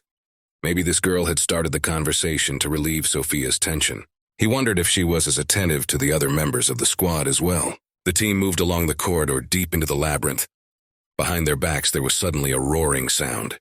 A huge cave wolf appeared there. Two huge wolves roared viciously with their toothy mouths. A second later they rushed after the company of heroes. The protagonist heard this and looked back. The ground nearby began to catch fire from the spell, forming a large circle. A second later, huge stone spikes appeared from behind that circle and pierced the creatures, preventing them from coming any closer. The wolves cried out in pain and immediately died after being pierced by the spikes. Guy thought they were taking this seriously. It was a well-timed spell. He continued to watch his group closely. It takes skill to match the timing, difficulty to exert themselves from the moment they start until the spell is activated. With it, they can defeat demonic enemies without disturbing the main group. The guy was focused on the hike. Time was limited as it was. They couldn't get stuck in some useless battle and lose a lot of time. After a while, they found themselves on the 20th floor of the Great Southern Labyrinth. A group of heroes, and she was ready for anything. Caroline turned to Orin and with a smile asked, "How long until they reach the boss of this floor?" Her voice was full of excitement and impatience. The guy replied that if they kept going at that pace, they would reach the place in 10 minutes. The girl was surprised. Is it really that fast? And that floor didn't suit Sophia well enough. Hearing that, the girl started to object. That's not true. They didn't have any big problems so far, so they would finish even sooner than planned. The guy was still watching his group of newcomers closely. They were quite serious. It was obvious that they were ready for any difficulties. So far, he had only seen them fight. Initially, he was concerned about the formation of the group. After all, there were only 3 people. But that didn't seem to be a problem when there was a good leader. First of all, Logan. He thought this guy was just a cocky rookie. But his skills as a hitter are undeniably good. If he can maintain his effectiveness in the long battles, this young genius will play an active role in a ranked groups. It's a shame that the team needed to hit should be of the same level. What will be better if they gain experience in battles? Then there's Caroline. Because she tends towards a maneuverable tank style, her speed is amazing. But she has 2 points of contention. The first is the way she rushes to the side when approached by demonic beasts. Tanks should be good at getting close to them, not watching and worrying about the little things. 2. These are her weapons, 2 daggers. She's really good with them, but maybe there's not enough power in the group to take out the enemies. That's about it. And finally, Sophia. She's a little inferior to those of yours, but her abilities are already better than the newbies. This girl definitely had a lot of potential. She's not very active, but that could change as she learns to commiserate more with her squad members and be more adventurous with people. As a beginner, she had no visible flaws. Impatiently, the guy looked forward to the growth of her strength in the future. He seemed to have high hopes for her. Group 9, yes, he would watch them with interest in the future. The boy looked after the 2 boys who were running away with a passion. His face glistened with thoughtfulness as he pondered the whole plan of action to maximize the safety of his group and to get the most out of this trek. Suddenly, a shriek came from the side. The guys were standing near a large charred pile of bones. The boss of the 20th floor had been destroyed. They turned to their leader and waited with a smile for his approval. Learning expedition. Leaders. That's it for today? It can't have gone that smoothly. The guy himself was surprised by the success of his band. Perhaps he had underestimated the power of the Silver Rabbits after all. Selma clapped her hands and said cheerfully that they had done a great job. Then everyone moved to the 21st floor. The expedition would be over after they finished registering with the guild. Everyone nodded accordingly. It was obvious that the guys were very happy about their success. Soon they approached the registration crystal. It glowed brightly, so bright that they would have to squint their eyes. They happily began to get their little registration tickets. Smiles began to appear on their girlfriends' faces. That was the end of today's expedition. The sun was already setting over the horizon, and it was necessary to go back to the headquarters. All the teams had already left the labyrinth, and now like ants were spreading to their homes. Orin was about to leave himself, but Selma clicked him off and thanked him for his hard work today. The boy turned to her in surprise. He mutually thanked the girl, and the girl asked him how he liked today's newcomers. What conclusions did he draw? The guy thought for a moment and began to speak. In general, the 9th group is looking forward to further action. As for the 10th group, it's just as she said. They're all pretty promising newcomers. But they don't cooperate with each other. Especially Caroline, who acts inconsistent with her role. Target, we laughed, and clearly tried to hide her embarrassment. However, marginally improved their skills compared to past attempts. The boy wondered. If everything is in this state now, what were they like before? It had been a day since their last outing. The boy stood in his room, unfolding a piece of paper in front of him and reading it carefully. With each line he read, His face grew more and more concerned. The dots of his eyebrows drew together, showing that he clearly didn't like what he was reading. There was a newspaper in front of him. On one of the pages of the newspaper, there is a headline: exclusive coverage of the fact that the hero's Patty had replaced the hitman after all. So his banishment became public knowledge. He was not happy about this news, and now people would probably start to look at him askance. According to their leader, the unrivaled swordsman Oliver, the most important factor in replacing this position was that the predecessor didn't have any outstanding abilities. The guy read these lines and slowly boiled inside with anger. He clutched the paper in his hand, ready to tear it up. Oliver hadn't realized that Orin's abilities were below the average hitter's level. Plus, their newest recruit from yesterday, Philly Carpenter, who has been heavily involved in researching the great labyrinth of the West. With her skills, she is approaching the strongest chiller on the continent, Selma Crodel. From the page of the newspaper, a pretty girl looked up at him. The boy sighed heavily and covered his face with his hand. At least until the expedition was over. It would have to wait. The faces of his recruits flashed through his mind. If they found out that he hadn't left on his own, but had been kicked out of the hero group, it might not have the most pleasant consequences. The fear in his mind was that after the students found out about all of this, their opinion of him would change, especially Logan from Squad. The guy didn't know if such a smug kid would listen to his orders. Orin started to get dressed. He needed to get ready for the next outing, although he didn't think that all the students liked to read newspapers. It was easy to imagine how much their opinions would change after reading it. The boy tried to push such intrusive thoughts away from him. It was better not to think about it because it would interfere with his further accomplishments. Needing to go, the guy had already left his room when suddenly he was called out by someone's female voice. It was Luna Flockhart, the mage doctor chairman of the heroes group. The girl looked at the guy with a surprised and frightened look. Her eyes seemed to be wet. She whispered softly that it had been quite a while since they'd seen each other. In a slightly indifferent voice, the man replied that it had only been 4 days since they had last met. It was as if the girl remembered it. The protagonist is immersed in his memories. When he was still a member of the group, the members' attitudes towards him had gradually deteriorated. She was the only person who treated him as well as she had before. When he was expelled, she was away helping her parents. If only she had been there. The boy started dreamily reminiscing about it. It seemed he still felt something for his past group of heroes. The thoughts were eating him up inside, and he had to deal with them somehow. So he closed his eyes. Trying to pull himself together, he asked the girl what he could do for her. She hesitated, as if trying to find the right words, her eyes sad and staring at the floor. Taking a full breath, the girl pulled herself together and asked in a loud voice if he could come back to their group. It was obvious that this phrase was given to her with great difficulty. They need his strength. Orin had thought this girl would say something like that. His eyes misted and his mood soured even more. She'd always had a good opinion of him. The girl kept looking at him with a pleading gaze, seeming ready to cry now. The guy turned to her and after a bit of silence asked, "So is this the decision of the whole group? Judging by this morning's newspaper article, I guess it wasn't." The girl looked at him in surprise. What morning article? It seemed as if she didn't know anything about it yet. Her face became suddenly serious, and then it went up. No, it's her decision. However, she wouldn't back down from it. She wanted to prove to the guy that he should come back after all.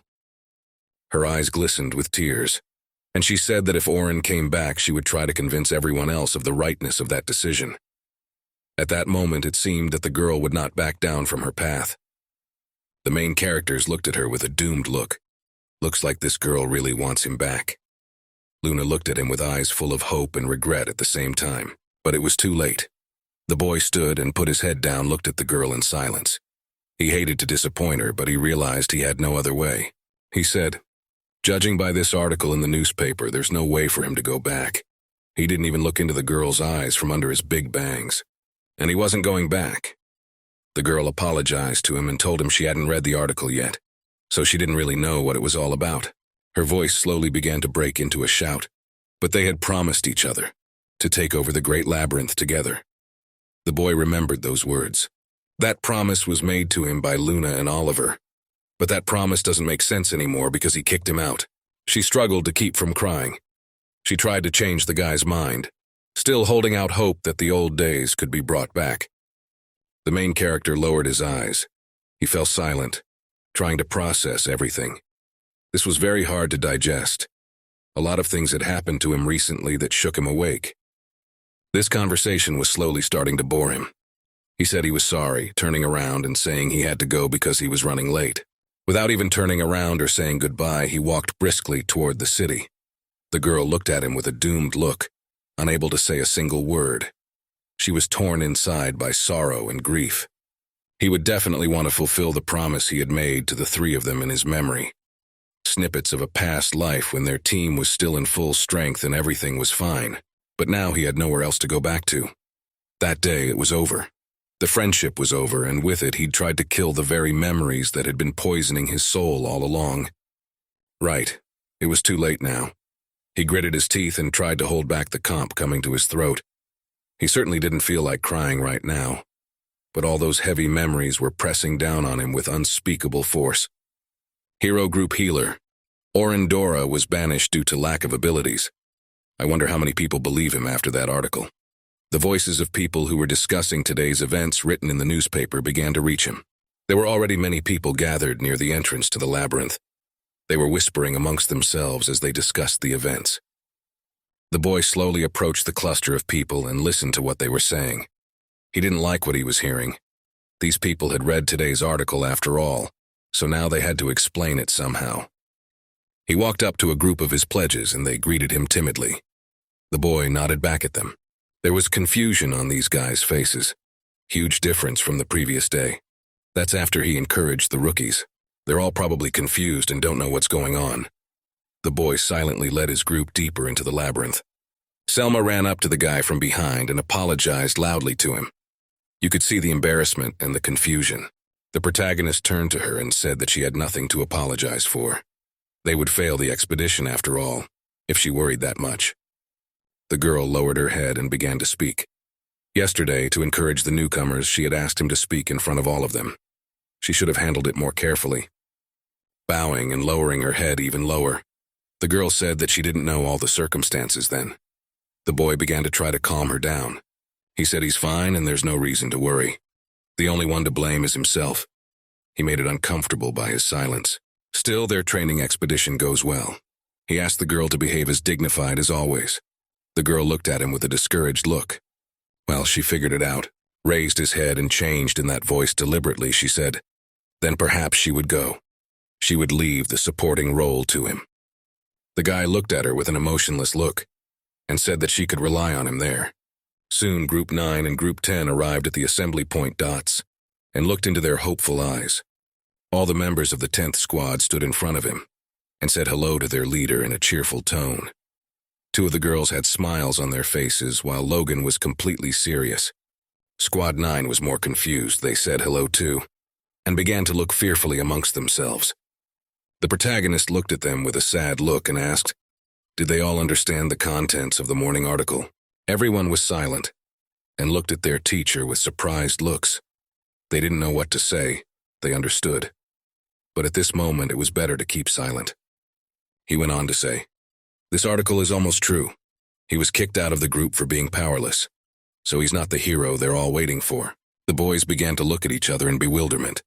There was incomprehension and fear on their faces. No one knew what to say to them at that moment. The boy said in a sad voice, what a waste of time he'd been keeping quiet about it all this time. Sophia listened to her, her lips beginning to quiver. After gathering her thoughts a bit, stammering, she said that still the guy was insanely strong. He was able to defeat over a dozen orcs single-handedly. The girl tried her best to cheer him up and lighten the mood. She was insanely brave for daring to do such a thing. That's why she said Orin had enough ability. The boy thanked her warmly. Everything is just as Sophia said. They set off for the 51st floor of the Great Labyrinth. He's really not in their group anymore, but that doesn't change the fact that he's a hero. On behalf of Orin, a simple adventurer, he swears. He swears that he will protect his wards at all costs. His voice suddenly took on a determination that was still uncharacteristic of this guy. The fact that he had become the leader of this squad had changed his perception. They reached the 31st floor of the Great Southern Labyrinth, swung his sword and slew the infernal creature. He still couldn't believe himself that he was able to defeat this monster. The main character looked at him and congratulated him on his small victory. They trust him again. Great.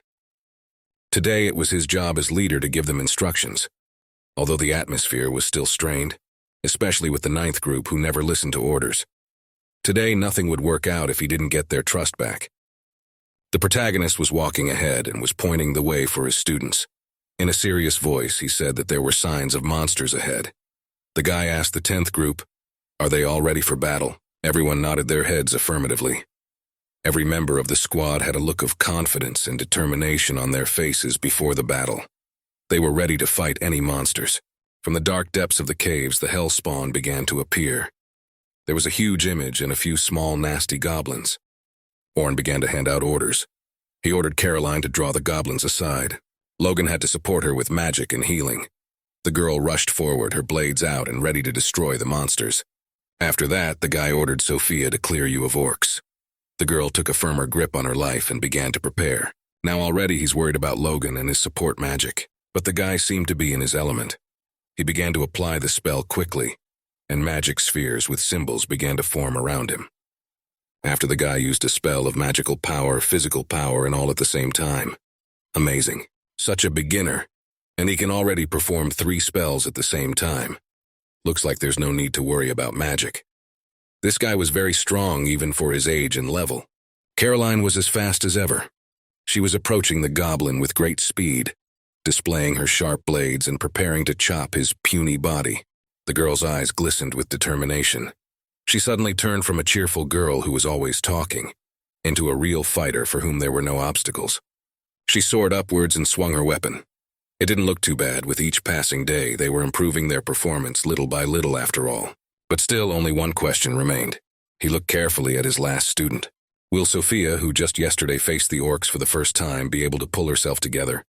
Still, because of the trauma caused by the orcs, she might not be able to take it. Indeed, the girl looked very scared. She had to be calmed down somehow and brought to her senses. The boy called out to the girl. She looked at him in surprise. He stepped closer to her and in a calm voice told her to calm down. It's going to be okay. There was no need for her to worry. He tried his best to cheer the girl up, for she needed support in this situation. Now she has 2 friends, Caroline and Logan. She can rely on them since they are on the same team. The girl shifted her frightened gaze to her comrades who were diligently fighting the hordes of monsters. But immediately, she remembered the huge orc that was approaching them. And about that, the main character also said not to worry. He would be by her side. Even if she made a mistake, he would support her. Guy cast a dexterity reduction spell on the monster. Now Sophia is not alone. She has trusted friends, the girl has been transformed, and she looks at her leader with hope. The guy was trying to cheer her up, and it looks like he succeeded. He told her to do her best. The girl nodded and gripped her magic wand tighter. Sophia, at the time she was abandoned all alone, is very different from the girl she is now. It is as if she has been reborn and has become a completely different person. She would definitely be fine now. Guy watched his subordinate, who, brimming with confidence, began to cast her spell. Her wand glowed with magical light, and a circle with magical symbols appeared behind her. An energy wave burst out from it after a few seconds. It was a fire spear. A powerful wave of fire flew straight at the monster. It was so strong that it immediately incinerated the monster. There was a deafening explosion, and shards of rock and clouds of dust flew in different directions. Yeah, the guy said to try harder, but not that hard. The clouds slowly began to dissipate. Orin looked surprised at the result of the magic. He was really shocked, such a small girl, and she had such strong magic. He hadn't been told that Sophia was capable of top-level magic. The girl looked tired, her face flushed from exertion, and her hands drooped. Caroline looked at her friend with a look of surprise and admiration.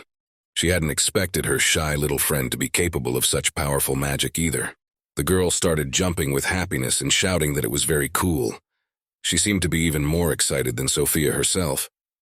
Afterward, her friend ran up to her and hugged her tightly. Sophia smiled and laughed spontaneously as if she hadn't expected it of herself. Orin looked at the girl and praised her. That was a really good attack. Surprised looked towards the boy. Sophia was embarrassed and thanked for the praise. She was very pleased to hear that because she had really tried hard. Selma said tomorrow is finally the last day. They should all rest to be in good shape. For today, the expedition is over. The protagonist was about to leave when his A was clicked by someone's male voice. The guy asked if he was okay. There were two guys standing in the back. The man with the white hair was named Bernard. The guy with the dark hair, Jansen.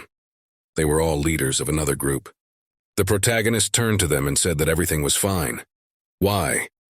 Did something happen? Bernard replied that it was nothing serious. It's just that they were already walking together. The guy invited him to come along with them. Is he inviting him to dinner? The protagonist suddenly thought about that morning's paper. He was frankly glad that those two didn't worry about what it said. A little embarrassed, the guy thanked them and said he'd love to go along with them. Bernard smiled widely, showing his beautiful white teeth. This guy was incredibly cheerful. They didn't socialize much when they explored the dungeon together. The three of them went into town for a vacation. The sky was already dark, covered with thick clouds, but it seemed like a good opportunity to get closer now, didn't it?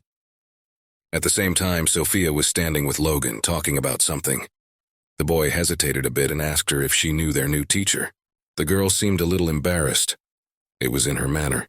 She said she had only recently heard of him. 3 days ago, he helped her in the underground maze.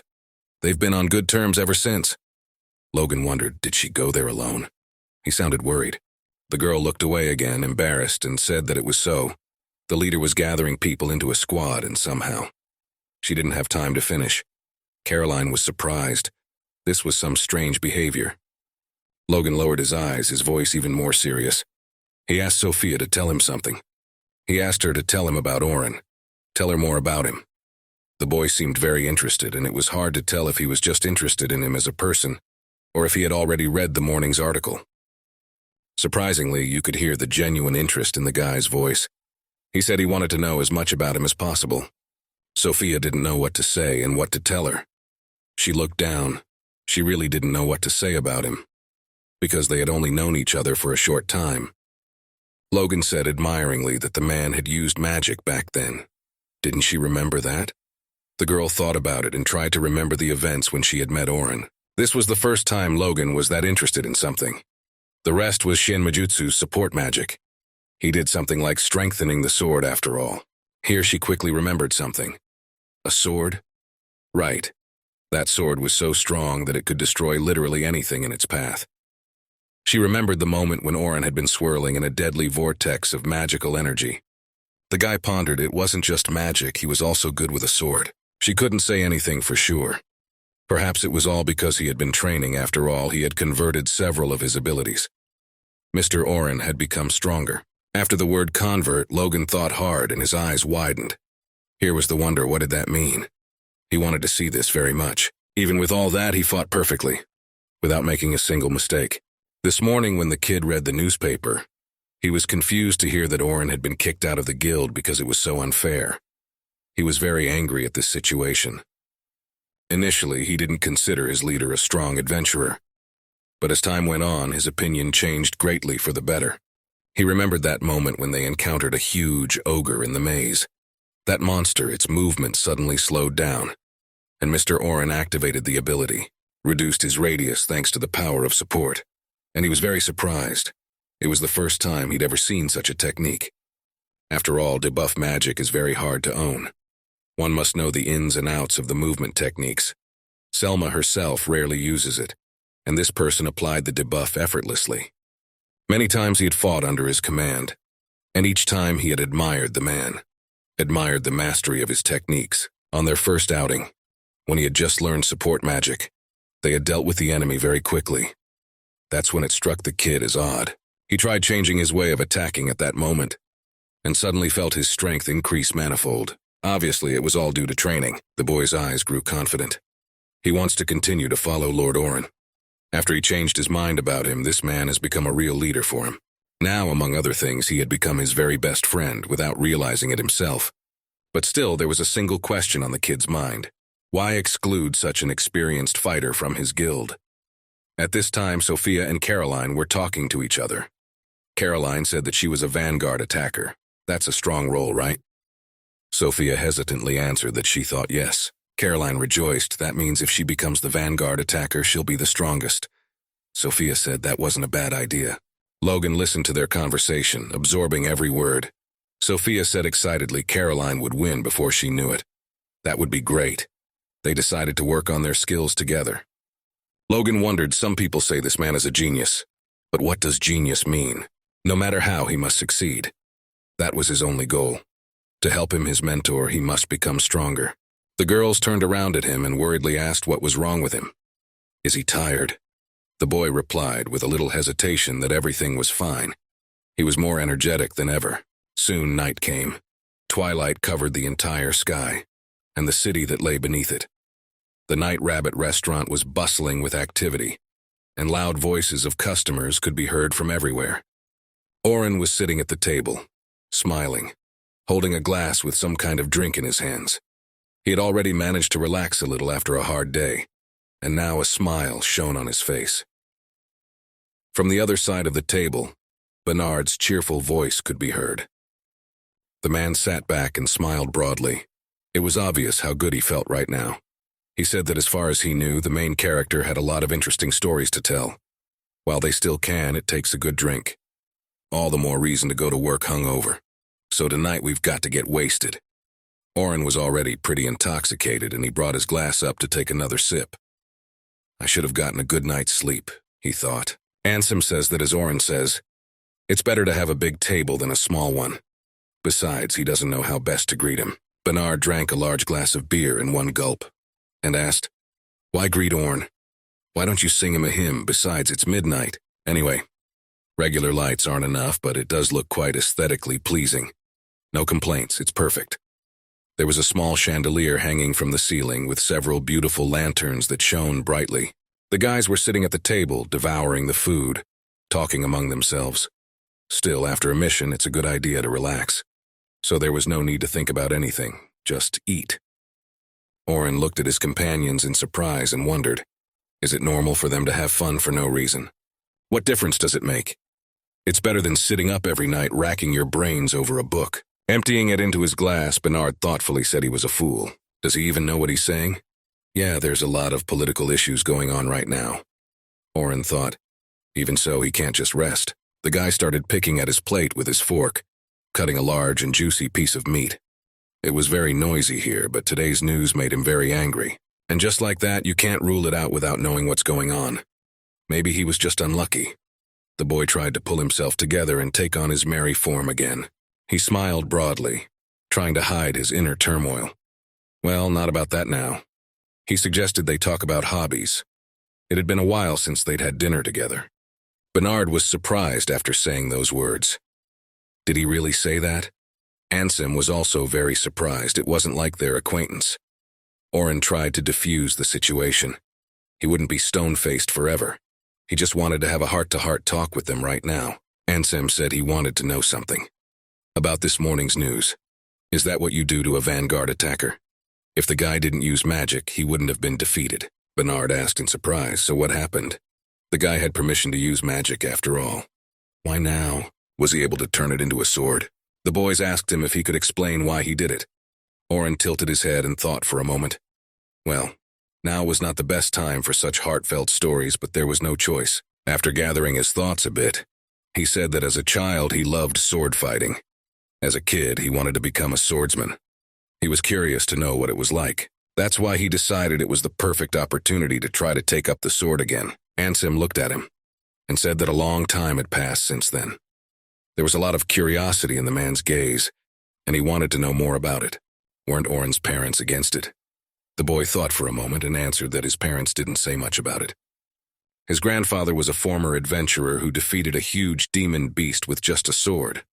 Therefore, after that incident, he aspired to become like him. That's why he decided to change his occupation.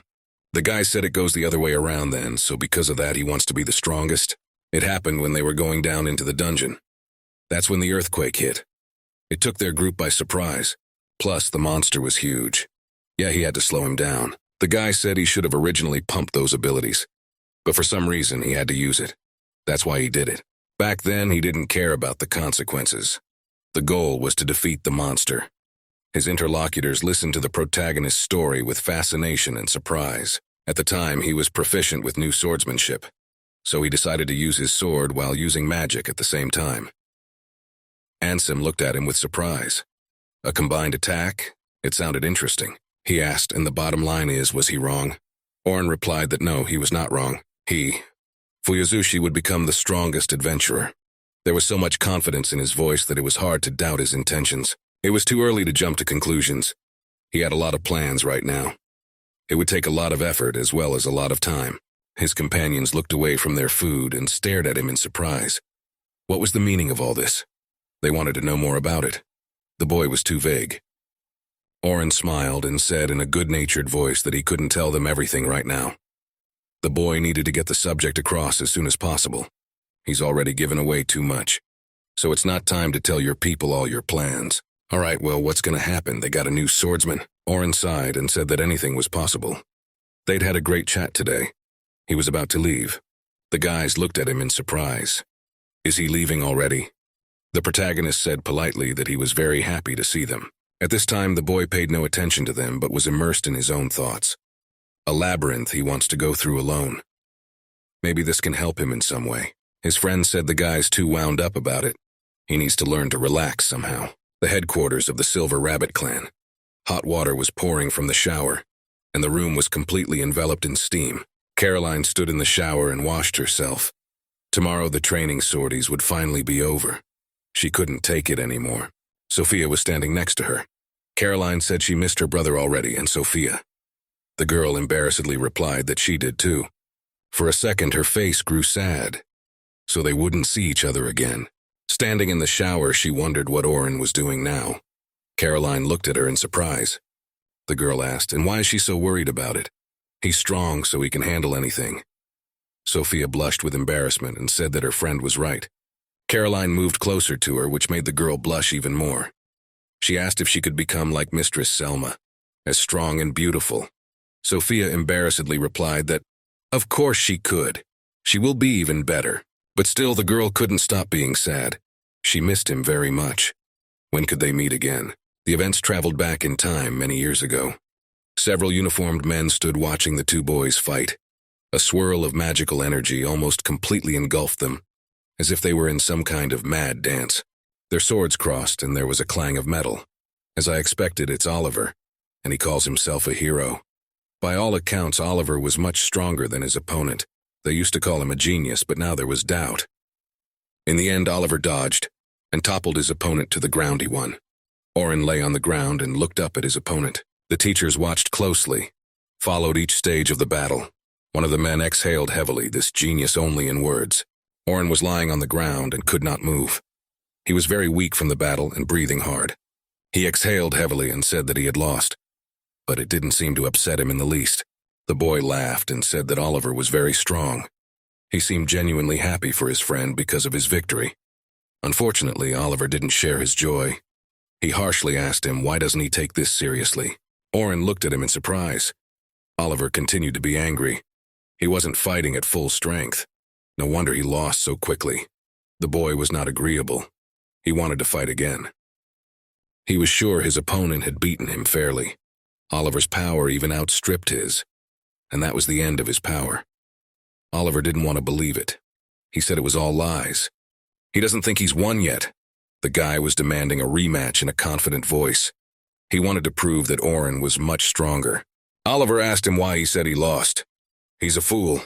Time will come and he'll take it more seriously. The protagonist looked at him with an uncomprehending look. He did it because this man is his friend. A girl's head leaned over him. She said that the guy was batting well. The girl's eyes were full of joy and friendly love. She looked at him and smiled. The boy got up and sat down next to her. He wouldn't say he fought very well. The girl objected and said he fought well. Wouldn't he believe it?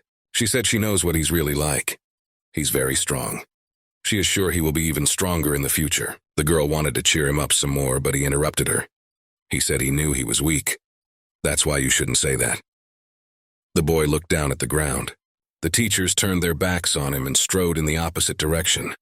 Oliver went along with them without even looking back. Orin said he had to protect Oliver because he felt guilty about it. That ass, why he can fight him. The girl screamed that it wasn't true. She tried to convince the boy otherwise, but she seemed to realize that it was almost impossible. Tears welled up in her eyes as she said that it wasn't the boy's fault. He was trying to help Oliver after all. Orin looked at the girl with surprise. He didn't know what to say after something like that. The girl said they could get stronger, and then they won't have to fight each other. She doesn't want to see her friend sad. She squeezed her eyes shut and said that no matter where he goes, she will always be there for him. That's why she doesn't want him to be sad alone. The guy stood up and walked briskly in the opposite direction. The girl tried to stop him, but the guy didn't seem to listen to her. She didn't realize what had happened. She stared after the boy in surprise. She thought she heard something pop up. Orin turned around. Tears were actually glistening in his eyes. She said she was so happy to have the guy around. Is he crying? Orin immediately tried to justify himself and said she thought she was imagining it. The girl smiled and squinted her eyes. The boy had told her not to laugh at him, but she didn't seem to be listening. Orin slowly started to get angry. He told her not to laugh. Or did she want him to get completely pissed off? Still trying to fight the fits of laughter, she apologized and said she wouldn't laugh. The guy yelled for her to promise not to laugh. His eyebrows furrowed. The girl promised. The girl called out to him and said that not long ago they had been joking together. The boy looked at her in surprise with his big eyes. Turning to her friend, the girl said that she would like to continue joking with him in the future. I could hear some sadness in my voice. Someday they will remember this day with a smile on their face. The boy listened to her with his eyes wide open. The girl continued, and now they needed to move forward. He nodded his head in agreement and told the girl to be careful. Soon a large carriage pulled up beside them. The boy ran up to her, seeing the girl off. She was already climbing into the carriage, and the boy just stared at her. At parting, his friend waved him off and gave him one last good-natured smile. Orin waved back at her and looked at her with his kind big eyes. Only this girl had been supporting him all this time. The carriage began to move off into the horizon, picking up speed. The boy remained standing on the deserted road, surrounded by his thoughts. His heart was full of sadness because he had parted with the only person who had supported him all this time. Orin woke up in his bed, the bright rays of the dawn sun waking him up like a hurricane. It was morning. It was a strange dream. The boy took hold of his head, which suddenly began to ache. He couldn't remember anything, though. No matter how hard he tried, the guy couldn't remember what he'd dreamt. After chatting with the folks at Silver Rabbit, he was able to set a goal. It was only a matter of time. He hoped today would end well. As he passed the passing people, he heard their conversation by the edge of his ear. What he heard interested him greatly. People were talking about new artifacts in the depths of the dungeon. Could it be them? A hunch pierced my head. People were still whispering. So soon they would reach their goal. I guess there's a reason everyone's talking about heroes. There's supposed to be a statement this evening. Guy's got a lot on his mind. Things have progressed very rapidly. His past team was moving many times faster than he had anticipated. Plans have changed. Anyway, how could they get to the 92nd floor? He supposed they wouldn't get there that fast. These people don't seem to have thought about the consequences that could await them. Well, they're not cooperating anymore anyway, right? So there's nothing to worry about. Felicia Carpenter greeted the people who came to see her. She introduced herself good-naturedly. The girl said that being helpful to their group was a big part of it. There were two men standing in front of her. The protector Derek, and the mage Aneri, the party of heroes. It's a big reception of adventurers. The girl thanked them for their hospitality. The leader Oliver is an adventurer through abilities not on a joke striking. The guy stood looking down at everyone. He felt his superiority over them. It's a party organized to honor the strongest heroes like them. Plus, it's a chance to get more rewards. Aneri smiled and looked at her guest with a good-natured look. Philia hesitated and said she needed time to think. 725, everyone said she should attend this event. It wasn't a problem, just needed to take a little break. Derek stretched and crunched his back. The man was excited to see how much money they would get for this. Ari came closer to him and also smilingly said that they would indeed get a lot of money. Oliver watched them from a distance and listened to their conversations. Someone told Derek not to be so greedy. Was he only thinking about money? Oliver wondered. A book? That was the idea. They could get a decent price for it. Do they even have any money on them? He's never seen them before. They can't survive without money. That's why they're vital to us, said Derek with an important look on his face. Aneri said she knew everything perfectly well without his instructions. Just don't let him talk about them non-stop. Philia listened to them and slowly began to get frustrated. In a shy voice, she asked if they were coming to the party or not. Derek cheered up and asked if they would go. If nothing has to be paid, he's in favor of, he asked. His friends, how about it? The girl, embarrassed, replied that they would not have to pay anything, only attend. She tried hard to hide her embarrassment. The man thought for a moment. If so, he agreed. They could stay there till morning at this rate. The girl said that if it was their will, they could do whatever they wanted. Aneri folded her arms in anticipation and said, "That's just great." A smile lit up her face. She told Univari to go for it. They could save more. Their leader sighed heavily. But if the party is for heroes, why don't they go? It was obvious from the look on his face that he wasn't particularly excited about it. He raised his champagne glass and said he had a toast. He wants to drink to the fact that they can finally have a proper vacation. Also, they want to drink to the newest member of their team. Suddenly, the doors swung open and a panting girl appeared on the doorstep. It was Luna. She apologized heartily for being late. It was obvious that the girl was in a hurry. The girl was stunned for a moment and asked, "Is this a bad time?" The others glanced at her and replied that she was right on time. She was still trying to catch her breath. She was in a hurry to get to the event. But she didn't see Orin among the others, so he hadn't come. And these people had just started, so they said they banished him. But Luna was against it. Therefore, she had to accept their decision. After all, she alone could not do anything against it. The girl suddenly asked irritably, "How can they just have fun like this? There seems to be no escaping this sweet speech.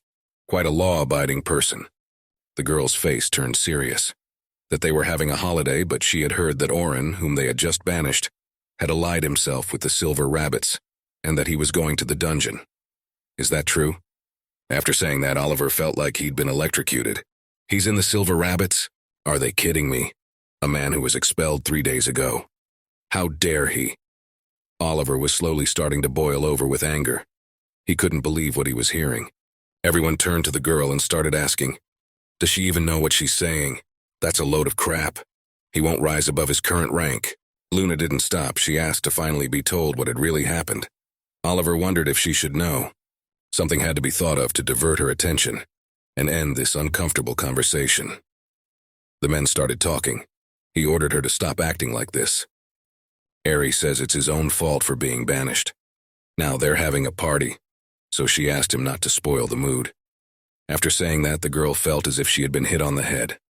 She couldn't believe what was being said, and only stared dumbly at her supposed friends with a surprised look. She couldn't believe that it was the very people she had been side by side with all this time who were saying this. She asked in a trembling voice if he had come here. Let them answer. I think she's starting to get it. So these people set this whole thing up, it would appear so. Derek suddenly interjected into the conversation and asked why she was the one accusing them so shamelessly.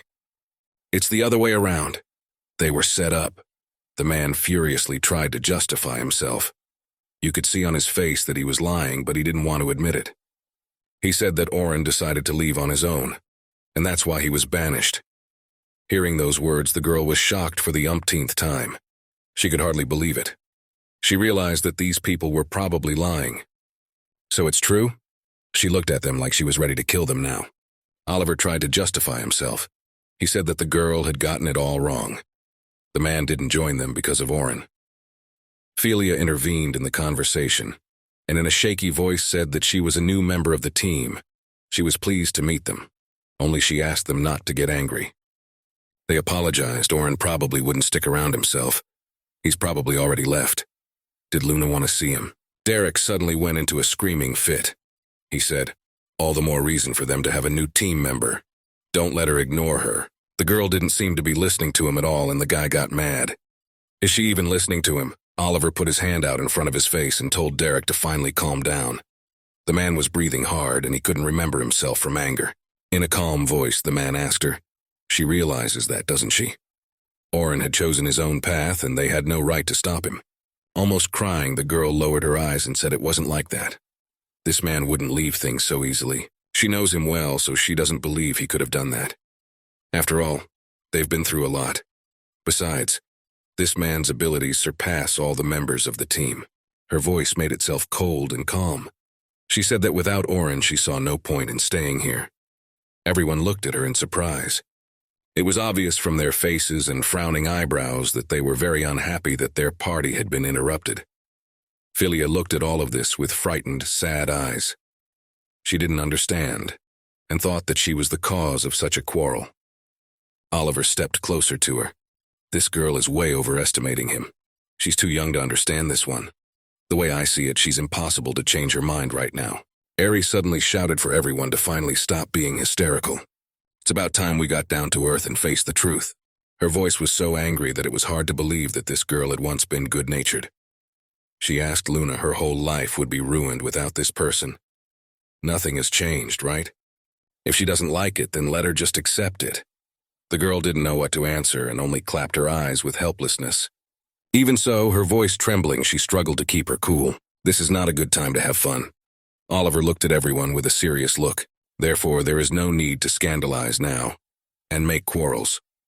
Philia had been watching and silent all this time, afraid to say a word lest she should appear insensitive. Luna looked at everyone with an angry look. She was really disgusted to be in the company of these people. Right now, she hated them with all her heart. Derek couldn't contain himself again, and said that if she had nothing else to say, then let him stay out of their way. Oliver couldn't stand it anymore either, and yelled for him to finally stop. The man started making excuses, saying that he wasn't the one who started it. Luna began to speak quietly. Not all of them. She felt so sorry for them they would ruin themselves and others at the same time. After saying that, Oliver wondered whether this hike would not be their last. He tried to change the girl's mind and said that they wouldn't die even if they reached the 90th floor. She asked him how he could be so sure. The man himself was now barely able to keep from screaming. Naturally, in his teeth, he said they'd made it through the rest of the floors. Even without Orin, they'll make it. That doesn't mean they're weak, on the contrary. Luna asked, "What is Philia's ability? Even with her as support, what are the odds of winning? That's just crazy." Oliver looked at her with a surprised look. How long had she been Orin? And for what had she had time to get so attached to him? That was wrong. The man decided to stop this conversation and said in a serious and firm voice that he had already made up his mind. His decision is non-negotiable. She continued to stare angrily at him. Right now, she hated the whole world. She hummed to herself and said that she understood now. Her voice made itself cold and indifferent. Turning around, she walked towards the exit.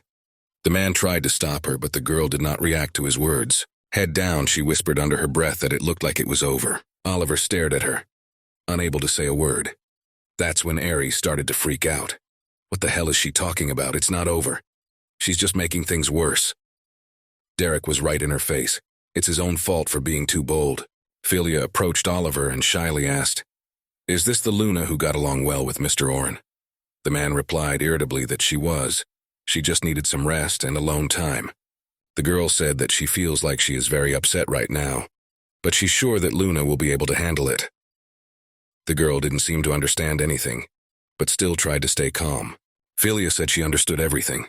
A smile appeared on the girl's face, because they need to relax a little too. She handed the guy a glass of champagne and said there was no point in stalling. Let him take it and relax too. The girl whispered under her breath that she was annoyed. It wasn't going to be easy anyway. The boy, as if hearing this, asked her again, "Did she say something?" Still smiling the same way, the girl turned around and said it was no big deal. She just wanted to get along with her. On the 9th floor of the southern labyrinth, on the 92nd level, a huge 6-tusked mammoth with 4 tusks was waiting for the heroes. The beast was emitting a monstrous roar and preparing to attack.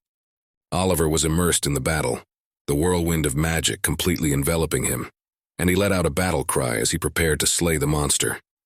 But it wasn't that simple. This monster was incredibly strong. He couldn't defeat it. That really pissed the guy off. The man felt his strength drying up. But why was it so fast?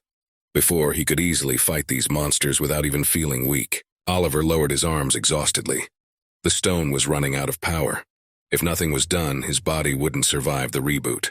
Here he remembered that Orin could use the stone for an hour. Why didn't he? He gritted his teeth and gathered the last of his will into a fist. So many monsters had passed through the maze.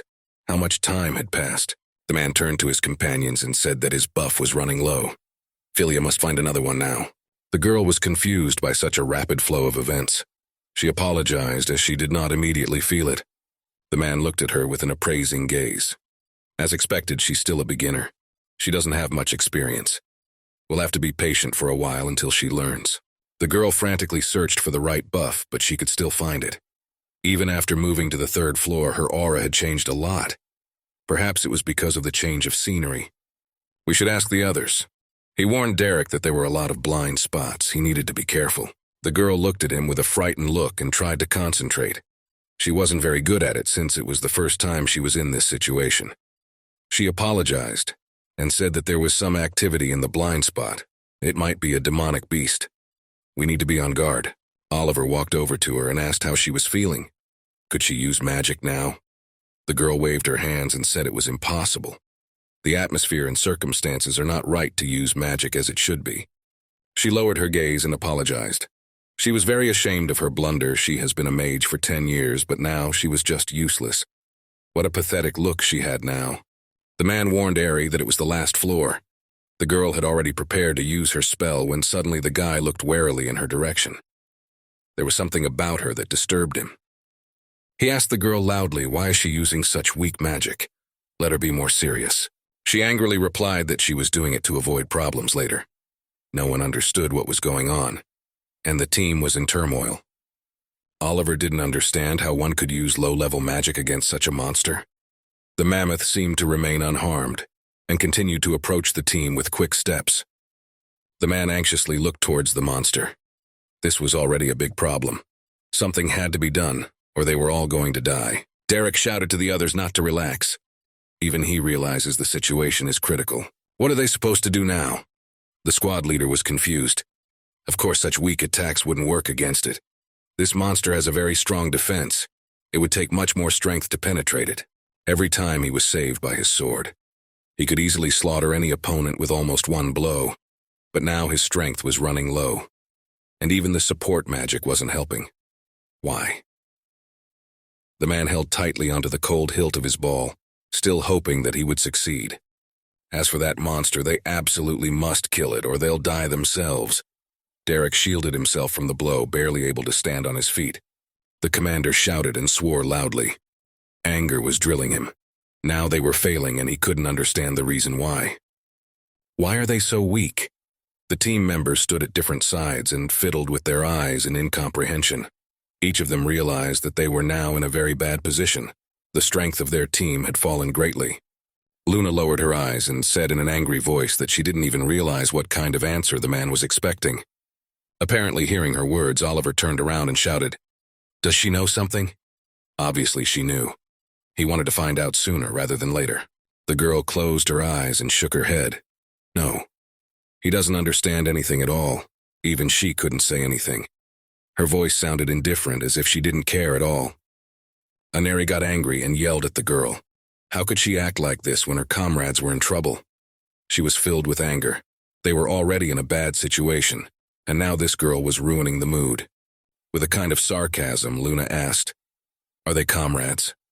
And there was coldness and indifference in her gaze. Now, she didn't care at all about the current state of affairs after the last conversation. She was very disgusted to be on the team. That doesn't sound natural. It can't be helped. They stood gathered in a bunch, trying to come to some common decision to finally get out of this difficult situation.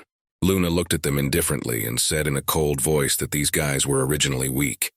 Everyone looked at her with angry eyes. Naturally, they were unpleasant to hear such speeches against them. Suddenly, there was a rumbling sound behind her, and she was almost knocked off her feet by a powerful gust of wind. She opened her eyes in surprise, not realizing what was happening. Some sort of dragon-like silhouette soared into the air. What the hell is that? The commander ordered everyone to run for cover immediately. Shit. Black color, huge wings bigger than his torso. The dragon came closer and closer. Its huge maw was full of huge sharp teeth. It was a 92nd level boss. They wouldn't be able to defeat it without damage. A huge black dragon stood in front of them. Its eyes glowed with hellish flames, and its open mouth stuck out many sharp teeth. Its head was crowned with 2 huge horns. Black dragon. Black scales that, like tar, is almost impervious to any kind of attack. It'll take down a human in a heartbeat. The aura is terrifying. The dragon's mouth was filled with huge flames. Oliver looked at the monster with horror. Black dragons! What is he doing here? The man didn't know what he should do next. He had brought responsibility for his team. She realized they couldn't handle him now. The boss of this floor is the mighty monster. Therefore, it is impossible to defeat the likes of him in close combat. And the boss range is limited to his location. He can't go outside his territory and attack directly. But still, it doesn't take away from the fact that it's still a huge, fire-breathing monster that poses a huge danger. Also, the Black Dragon is the floor boss of the last 2 levels. That's why he shouldn't be here. They definitely can't win now. They had to save their lives. The situation was getting hotter by the second, especially since he's out of his zone. How is that possible? For the first time in his life, there was genuine horror on Oliver's face.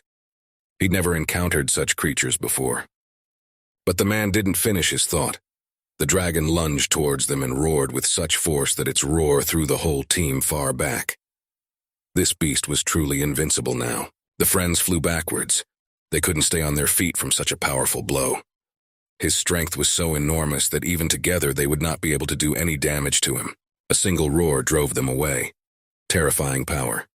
Oliver watched as the monster came closer and closer to them with each passing second. He had to do something or they would all die here. They didn't know what was going on. Their friends were confused. It was the first time they'd encountered such a creature, and frankly, they couldn't do much against it. Oliver realized the situation was getting worse by the minute. What's going on here? He couldn't understand anything. In the turmoil, everyone had lost their composure, and now the team was completely disjointed. Just like that, Derek used all his power against Orin. We should have retreated immediately.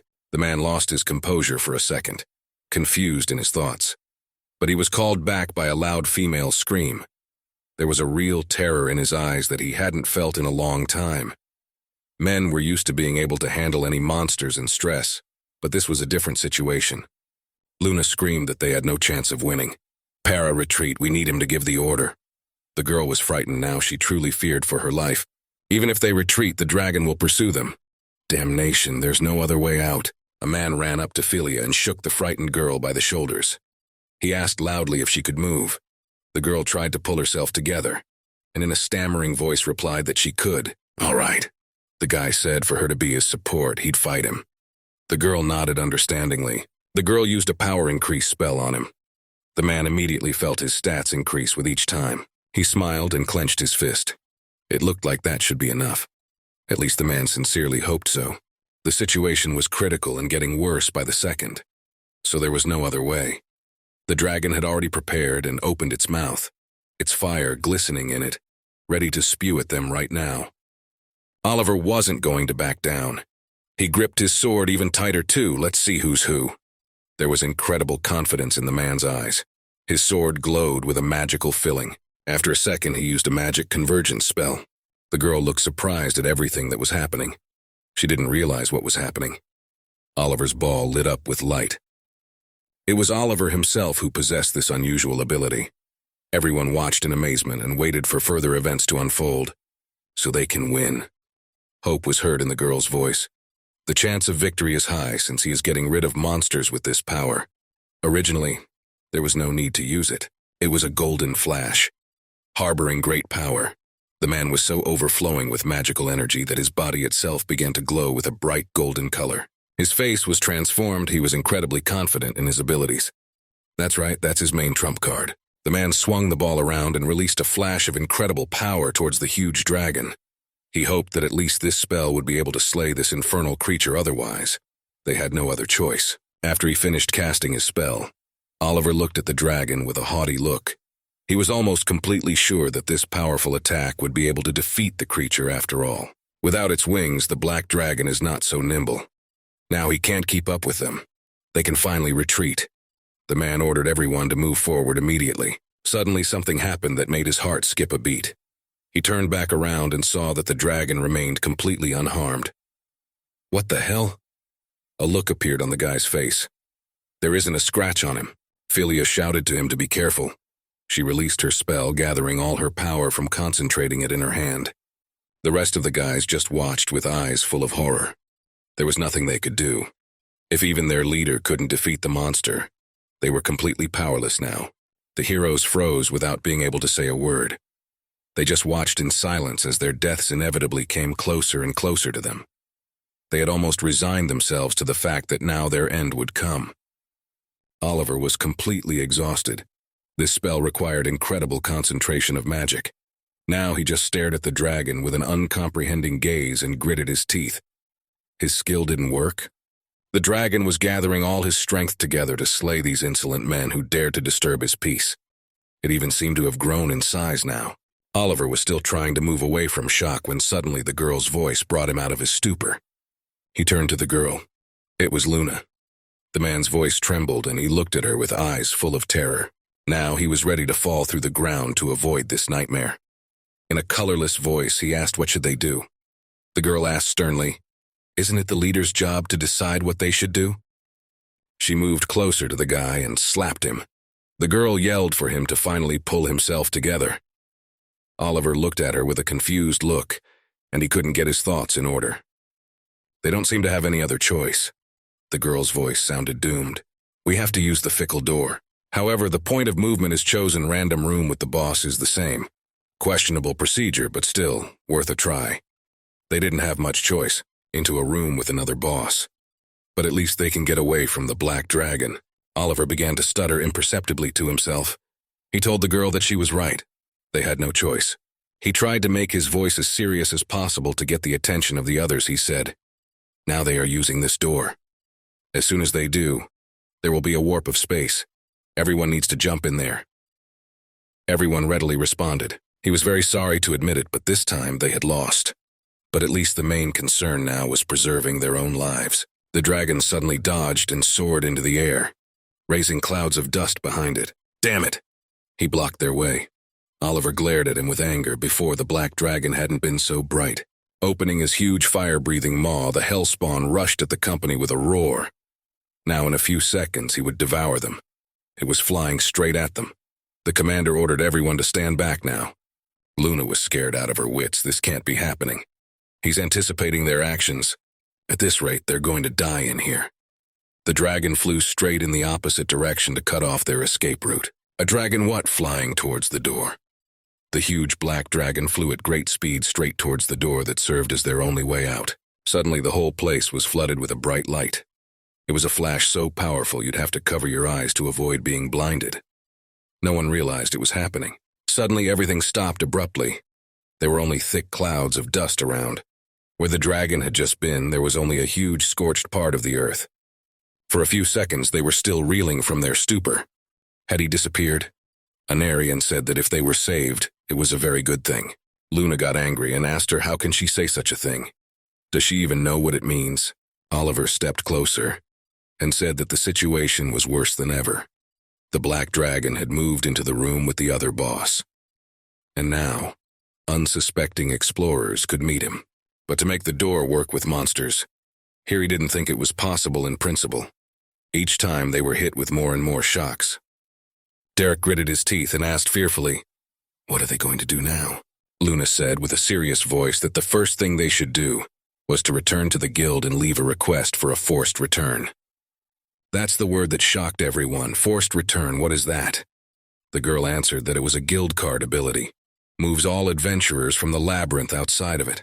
The man was puzzled. Could a simple guild card be capable of such a thing?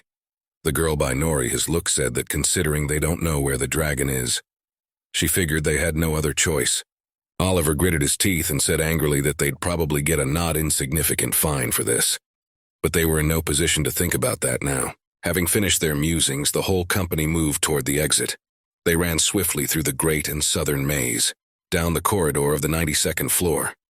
They didn't have much time to get out and save their lives. Oliver was running ahead. Suddenly, a woman's voice called out to him.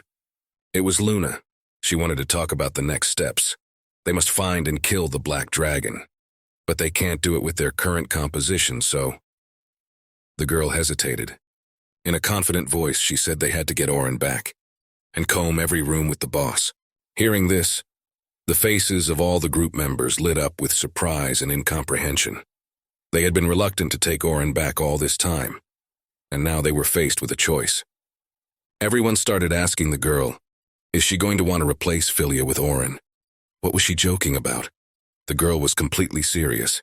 They did a terrible thing to him, so it's extremely shameful to ask him for help. But I can manage without him. Their forces were too unequal. He's supposed to be with the silver rabbits in the maze today. Once everyone's teleported to the surface, she'll try to convince him. Derek told her to give you a second. He asked rudely, why the hell do they even want him? There's no such thing, it's just not their day. Skills have nothing to do with it. He tried to talk himself out of it. The girl asked, and he still believes that? Do they remember what she was talking about before the black dragon appeared? The decline of their group. I don't think the kid could remember that. That's the way it's always been. Nothing had changed. The girl almost cried while saying these words. It was very difficult for her to gather her thoughts in such a critical situation. Yes? Then what did she think it was about? She saw for herself even the heavenly flare didn't cause any damage to the creature. Why did she think Oliver's strongest skill didn't work? The girl calmly replied that the answer was quite simple. They didn't have Orin with them. That was why their group had become so weak. They kept running upwards towards the exit of the dungeon. The amplification was weak, so the flash was good for nothing. You could tell they were seeing the real power of Oliver's skill now. After saying that, the man became even more furious. Is the amplification weak? Is she joking? His eyes became bloodshot with anger. He didn't want to believe that he was so weak, but he couldn't deny it. To boost Oliver's defense, Derek's attack, and Inari's magic power, Orin created his own unique spells. Oliver looked at her over his shoulder. The girl asked, did he even know how support magic worked? The guy replied that the power of the boost depends on the spell, and the duration of the buff depends on who is affected, right? The average duration of the effect is 3 minutes. After that time, the caster should simply refresh the buffs. The girl asked, is she right? Philia replied that everything was correct, except the girl seemed to falter, trying to find the right words. It was very hard for her to admit her embarrassment. The reinforcement can't even last 2 minutes, since all the squad members have magic resistance in order of magnitude higher than normal. Especially Oliver. The buff lasts barely a minute. The guy was horrified, and she couldn't tell him before. Wait a second, Oliver was also right in his own way. Philia's skills themselves were better, the girl agreed. However, under the condition that Orin would use the same reinforcement principles as everyone else. But it wasn't that simple. The man asked her what she meant. A look of bewilderment appeared on his face. The girl continued to speak with her head down. Orin was well aware that his skills were many times more advanced than those of the other chillers. So to keep up with them and make up for that deficiency, he developed some unique spells while he was practicing. Their squad leader was slowly beginning to get the point. Wait a minute, but it was because of those spells. It is because of these spells that he is no match for any other hitter. But the girl said that the guy had surpassed them many times over. Thanks to his new skills, he managed to raise the amplification effect by 50 times. Oliver was shocked. 50 times. He couldn't believe what he was hearing. The guy they'd recently kicked out of the group was really that strong. Philia shouted that it was impossible. It was said that even Selma, who was dubbed as the strongest healer on the continent, couldn't impose even 10 times reinforcement. Luna said they may not believe her, but it's true. This effect doesn't last a second. But Orin has successfully used these buffs in real combat. Olivera turned to her and began to speak in a trembling voice. So she's saying that his skill and his power are a credit to Orin. In a confident voice, the girl declared that it was. Oliver and Aries' success lay in the unique spell that Orin had invented. Oliver teaming up with support magic greatly reduced the time it took to activate his powers. Because of this, his magic was so crushing. The girl said that she thought that if they used the time they had left correctly, they could tear off the black dragon's wing. Now the girl turned to Aerie. She said that she too had mistaken the Wren's support magic for her own power. Most likely she could no longer use high-end magic that required a lot of time and concentration. The girl couldn't believe what she was hearing. What? That means there's no need to remove the buff. Luna replied that their group was already at level 86 when she first joined. Convenient, wasn't it? And yet Orin tried to talk her into taking the middle level. But didn't she just refuse because it was too much of a hassle? The girl remembered those very events and clenched her teeth in anger. It had happened after all, but she hadn't wanted to admit that fact all this time. Derek asked, coming out that his attack was also being amplified by him. He didn't seem to believe everything that was going on either. Moreover, when the buff time expires, even despite the multiple enhancement of equipment and magic by his spell, there is no feeling of heaviness in the body. Surprisingly, it even surpassed the support magic. It had finally dawned on all of them what a monstrous mistake they had made in expelling this man from their group. But now, they had no choice but to flee and escape. Luna looked at them all with a stern look. She said she realized she was repeating the same thing for the 100th time. But now, did they understand why she was adamantly against Orin's exclusion? Now Oliver realized it all. He clenched his teeth in helplessness. He'd made a terrible mistake. Several other squads were standing at the entrance to the dungeon, and they seemed to notice someone running out of the cave at a breakneck pace. "It's a group of heroes!" Several people were running away from the dungeon as if they saw their deaths there, although it turned out that was the case. An unfamiliar man said that he had only heard this morning that these people were going to the deep dungeon with the new healer, and already they're coming back so fast. Looks like their new team member is incredibly good, which is to be expected of heroes. That's level 94 completed. Well, of course, they're S rank, and the monsters of the deep are the most dangerous. That was really cool. They're incredibly brave. Praise was heard from everywhere, but the faces of the heroes were clouded with grief. No one knew that they couldn't overcome this floor. Oliver listened to all this, and boiling with anger, he swore in his head. Can he be called a hero after this? Because they failed to make it across the floor. All the explorers are now in great danger. They have no right to be called heroes now. This is the greatest disgrace to their clan, after they let the Black Dragon get away without a scratch. Oliver agonized at the thought of having to solve this problem as soon as possible to speak out. He finally realized they couldn't do it without Orin. A few hours before, the entrance to the great and southern labyrinth, Guy stood near the entrance to the cave and thoughtfully surveyed his surroundings. He had a very bad feeling about this sortie, the last shadows of the study. Today it would be over. He was with his team in the great and southern maze on the 36th level. Today, during this sortie, they will have to go from level 36 to level 50. Reaching at 51st, they will return back with the help of a transitional crystal. As before, challenging magic for newbies and boss battles are the responsibility of the leaders. It doesn't take much time, but something is keeping him busy. But then it was like something hit the guy. He remembered something very important. Maybe it was the look in his eyes. He remembered how Team 10 member Logan Hayward had looked at him. But he was distracted, all right. He had more important things to do now. He called Caroline over to him. The girl turned to him and, smiling, asked what was wrong. This girl turned out to be always very cheerful. The main character said that he would like to give some advice for the future. Hearing this, the girl with interest started to ask what kind of advice. She repeated the word. The guy started to speak in a serious voice. During yesterday's battle, she tried to kill the enemy herself, didn't she? So that's not the role of a protector. She need only attract the attention of the enemy and let her allies do the rest. The girl became embarrassed and faded her gaze. She remembered the incident and felt a little ashamed. But then it would be hard for the others. The girl's voice sounded with a kind of pity. She clenched her hand into a fist and said in a confident tone that this was why she always went to the front lines to fight. Her eyes burned with determination, and her mouth broke into a radiant smile. The girl asked if there were any techniques to make it easier to fight solo. The boy looked at her with a serious look. He said it was not an option to always rely on herself, because there might be dangers she could not handle alone. From now on, she should try to work with the team together. He had heard from Selma that even Albert, the former Silver Rabbit ace, relied on his allies. And this man was much stronger than she was.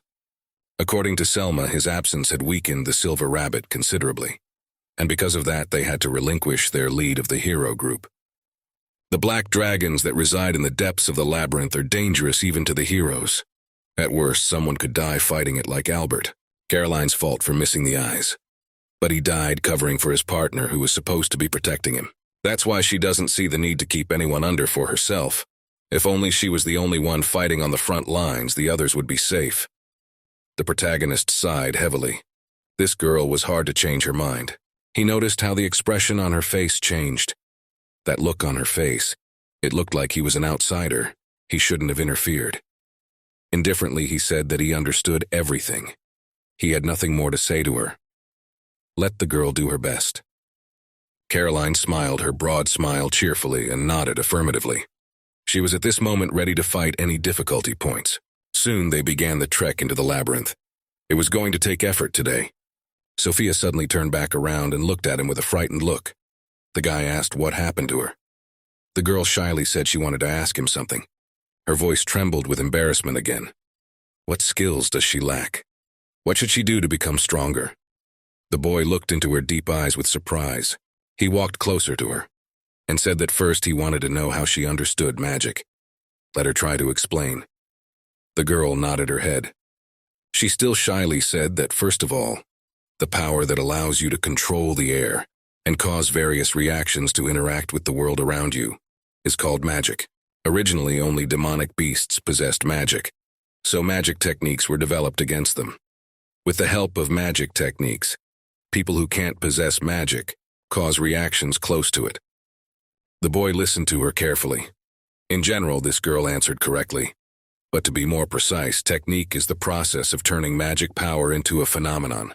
In other words, magic technique and magic are the same thing. But that's rather confusing to some people. The point is, I see. The guy asked, what about activating magic? Activation has 2 stages. Building technique and inflow of magical power. The boy praised her and said he could see that she was good at magic. The girl was very happy that her idol praised her. The guy said that in that case, he would teach her higher-level magic techniques. Hearing this, the girl seemed to light up with happiness. Her eyes glistened, and she started begging the guy to teach her. Great and Southern Labyrinth, 40th level.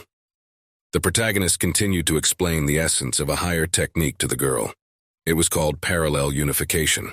Sophia listened to her friend's story with interest. He continued, it is similar to making sentences out of words, meaning it combines several techniques at the same time. It would not be an exaggeration to call it essential for advanced mages. The girl began to consider everything she had heard. Multiple techniques at the same time. Sounds complicated, she doubted if she could do it. If she tried hard enough, it could redo anyone, Orin said confidently. Earlier, Logan had used a similar technique too. Some people can combine up to 10 techniques at the same time. When she heard about the 10 techniques, she was horrified. It was incredibly difficult. But why is knowing about parallel unification so important? She looked at the boy with interest. There are 4 types of magic: beginning, intermediate, advanced, and special. Though special level magic was used at high levels. But even at low levels, there are many demons that cannot be killed using only one technique. Even if repeating a technique takes time to activate it, at that moment, the mage is most vulnerable. When the construction of one magic technique is halfway completed, the construction of another technique begins at the same time. In this way, she is more efficient at disposing of magic. The girl nodded affirmatively. She had figured it all out. It was good to have time to spare. She asked the guy in surprise, are demons at low levels so strong? He smiled and replied that it would just be difficult to defeat them using only one technique. Also, along with the team can fight using medium-level magic with a small attack scale. The effectiveness of the magic depends on how they use it. Soon she would be able to fight at the intermediate level by now. It would be a good idea to ask the elders from Silver Rabbit to help her with her training. The guy looked at his student with a smile. He thinks Selma would love to take the case. Sophia thought of her sister and realized that she would definitely help her with this. Stuttering a little, the girl said that Orin was more suited for the role of teacher. It was clear from her voice that she really wanted the boy to continue teaching her. Apparated, did she really think so? The girl began to stammer and only nodded her head in the affirmative. She turned back to the guy and asked in a sad voice, or did he still mind? There was still hope in her eyes that he would say yes. He wondered if he could train her, but the image of an angry Selma popped into his mind, and she was definitely not going to let him do it. She'd never leave her little sister's side. But the boy tried to push such thoughts away from him and said that he hoped Selma would let him do it. Sophia heard this and was very happy. She was literally jumping with happiness. The girl said her sister was kind to her, so it was okay. Sophia has a very good opinion of her sister. She loves her very much. Some time passed, and they seemed to have come to the boss territory. A huge humanoid monster stood in front of them. But it had a lot of hair on its head, and instead of 2 arms, it had 4 arms. He looked like a vampire and a giant. He had a huge club in his hands. Level 40. Boss territory. Beginners are safe. They can start at any time. Selma was very serious. She approached her wards and said that this was their first battle together. Let them act according to their roles. Bernard and Ansem turned to Orin and told him to take care of them. The boy assured them that they could rely on him and there was nothing to worry about. This time he's a support, he'll do what he can. They'll be done in seconds. Two heads peeked out from behind a nearby rock. They were girls. The boy turned to them and told them not to come out of there until the battle was over. The girls nodded to them and continued to stare passionately with eyes burning with wonder and delight. It was an amazing power. Their fights with enemies were completely different. It was like they had reached a whole new level. The two defenders distract the boss by absorbing damage. They cover themselves from the monster's attacks with huge shields and attack with sharp swords. Orin is doing his part on the home front. The three attack the lower body while the upper body is attacked by the sister and Ketty with magic. Sophia watched it all from the sidelines, hiding behind a large rock. It was perfect for the first battle. Everyone performed their duties to the best of their ability. That's it, special level power. The girls were shocked. Did they finish that fast? Jealous? But it was completely harmless because she just wanted to be the best. His team approached him, and Caroline praised her little brother for a job well done. Bernard noticed that his ally was standing off to the side with his arms crossed over his chest, seemingly worried about something. Ansem couldn't believe what he saw. Just as Orin had said, they were done in seconds. But after all, his sword level was barely a rank. I guess it wasn't a strong boss this time. That's why they overcame him so quickly. Bernard sighed and said that was probably true. After all, their leader had said he hadn't picked up a sword in a long time. But suddenly his ally seemed to perk up. Wait a minute, why was that monster acting weird? Isn't it weird? It's like it's being controlled by someone. It can't be before. What, he thinks Orin did this? The guy said it's possible, but he has no idea yet. Now I had to think about it and reflect on what had happened. If you think about it, during a battle before the monster wanted to strike, since any animal first considers an attack of attack, he had anticipated this and was ready to hit vulnerable points, thereby preventing an attack. Bernard was shocked at such an inference. Though Orin hadn't picked up a sword in years, but this man has a very developed intuition. Is it possible to maintain such a state of mind without holding the ball in your hand? Normally you'd find that hard to believe, but it's like the guy was finding the right words. Yesterday, their leader said he was aiming to single-handedly capture the deepest part of the labyrinth. That's why he was so serious. He remembered the look on Orin's face as they talked, sitting in the cafe. Listening to him, the guy is even encouraged. He thinks that this man will do his best for what he wants, but then he'd have to work long and hard. Soon they came to a level 50 boss. It was a huge crab with burning eyes and huge claws. After finishing this little guy, they would complete the mission. Salma said excitedly that they should defeat him as soon as possible. Then they could go home with a clear conscience. The guy lunged at the monster and said he'd cut off its left claw. Let his companions cover him. The boys were concerned. Was he sure he could do it? But he didn't listen to them anymore. The guy swung his sword and brought it down on the huge crab's claw with great force. It couldn't hold and broke in two with a crunch. It was an instant hyper-enhancing ability. It was time to utilize his original magic. The guys looked at him in amazement, opening their cool ones. They couldn't believe their eyes. This was a support class. How could it deal that much damage? What kind of power is that? The guy landed nearby and tried to catch his breath. He cut it off with a punch, of course. The guys had never seen anything like it. It's time to explain. An instant hyper-amplification ability that takes less than a second to activate. A technique that increases equipment and magic power by 100 times. Unique magic developed personally by the protagonist. Well, all that's left to do is break his shell. Salma looked at him with admiration and said he did a great job. Everyone praised the main character and admired him. Well, now it was time to finish means. He rushed forward and told the others to follow him. That's it. Then it was on. The guys were very cohesive, like a real team. In less than 5 minutes, the boss was killed. This is how the level 50 capture was completed. As the guys were returning upstairs, they were in a very high spirits.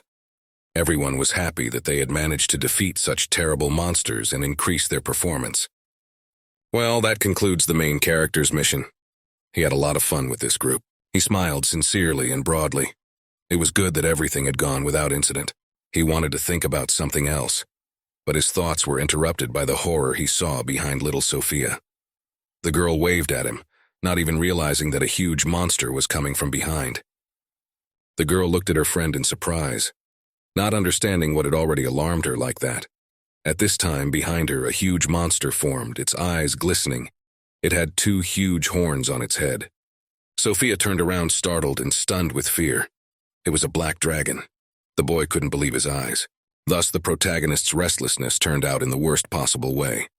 The dragon roared to Razin in its huge, toothy maw, and was approaching the protagonists with great speed, and was about ready to devour them.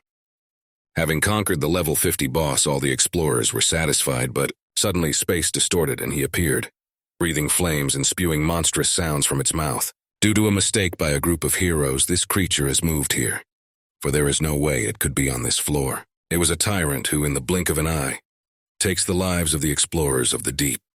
His name is the Black Dragon. Selma looked at the monster with horror. Is it Aura? Could it be the Black Dragons? But why is this creature here? The faces of the explorers first covered with a mask of surprise, then horror. They finally realized what danger now awaited them. The mountain dragon slid its huge maw open and spewed out a huge column of flame. Selma looked directly at the monster. This was disgusting. She should have given the order now. Her body doesn't listen. She wasn't the only one. Everyone was very scared. The dragon raised its huge head upward and began to breathe fire. What are they going to do now? The girl tried with all her might to move, but she couldn't. Suddenly, there was a deafening shout from Orin. He turned to the leaders. His eyes burned with madness and determination. He was screaming about how the newbies needed to be protected. His shout echoed throughout the cave, even drowning out the dragon's roar. It was a shout that was meant to rouse all present from their stupor. This man is the only one who's still sane. That's probably because it's not the first time he's faced such danger. Selma thought that this guy was right. She needs to be braver. Let's go. She ordered Katie to create a barrier. The girl stuttered with fear and began to cast the spell. The guys put their shields forward. They would have to do well to hold off the attack of such a monster. Ansem and Bernard took a defensive stance, putting their powerful shields forward and preparing to take the monster's attack. They had to repel the dragon's attack. Everyone was counting on them. Selma stared at them, naturally gritting her teeth to pray for only one thing, that they would not fail. However, the two that stood up for themselves, having received magical support, looking forward in front of the vortex of fire directed in their direction, felt their death approaching. The protagonist instantly used his crowning spell. Instant mega ability increase. Suddenly to these she noticed that her magic barrier was sparkling. They prepared, outgrouped all together to take this monstrous blow. There was fear and determination on their faces at the same time. They realized that if anything happened, they would simply die. Soon it was over. The impact was contained. A huge cloud of smoke formed around the group of explorers. Everyone stood there trying to catch their breath. It was a really terrible attack, which they managed to hold off with their joint efforts. The guys in front were ready to die, but a miracle happened. The only question that remained was, why is a level 94 dragon here? Besides, there wasn't much room for deep monsters to move around. Their habitat may have increased. Even so, it's too much for a black dragon. There's no way he can be here. He wondered what had happened, that this huge creature that only inhabited the lower high levels was here. Orin looked at him with eyes full of rage. And how would they get out of here alive? And he immediately had to think of something to save his group. Suddenly, he shifted his gaze to the teleportation crystal, and if they hurried, they could still run to it and get out. In other words, he's the only one who can get there now and save himself. Since there's a large concentration of magic in the crowd, it's likely that the Black Dragon will head this way. He might well be able to escape. But the boy hesitated half a word. He saw the frightened faces of his friends, and it was as if some switch had been flipped in him. No way, we have to fight the Black Dragon. He can't back down or he won't have the right to be called a seeker. His job was only to bring these newcomers turned explorers up to level 51. But he realized he couldn't just pick them up and leave them now. He had to keep them all safe. To save everyone, all he has to do is fight and win. He had no other choice. The guy took a ball in both hands and began to charge them with his magic to strengthen the future attack. Firmly clutching the cold hilt of his swords in his hands, he thrust them forward and dashed headlong straight towards the monster. At this point, someone tried to call out to him, but the guy wasn't listening to them anymore. All he was thinking about was how to kill that nightmare creature and save everyone. There was a gleam of determination in his eyes and a desire to win. Everyone watched the unfolding events with horror. Had he thrown the spare sword at his eye? But it would fly off the dragon's eyelid like that. He waited for the Black Dragon to close his eyes too. He needed to attack from the air. The guy applied instant hyper-entrainment abilities. Orin jumped up and swung her sword with great force, striking the dragon on its black body. That's how powerful the impact was, and waves of dust and smoke began to rise all around. The guy landed somewhere nearby, barely slowing down in time. Salma watched him with excitement. She couldn't look away. Had he really succeeded? But it wasn't that simple. The dragon, though injured, was still alive. He roared so loudly that even the stones began to crumble from the ceiling. As she expected, he wasn't easy to defeat. The guy stood a little more from the dragon and was breathing heavily. Beside him was a sword stuck in the ground. Everyone started asking him worriedly if he was okay or not.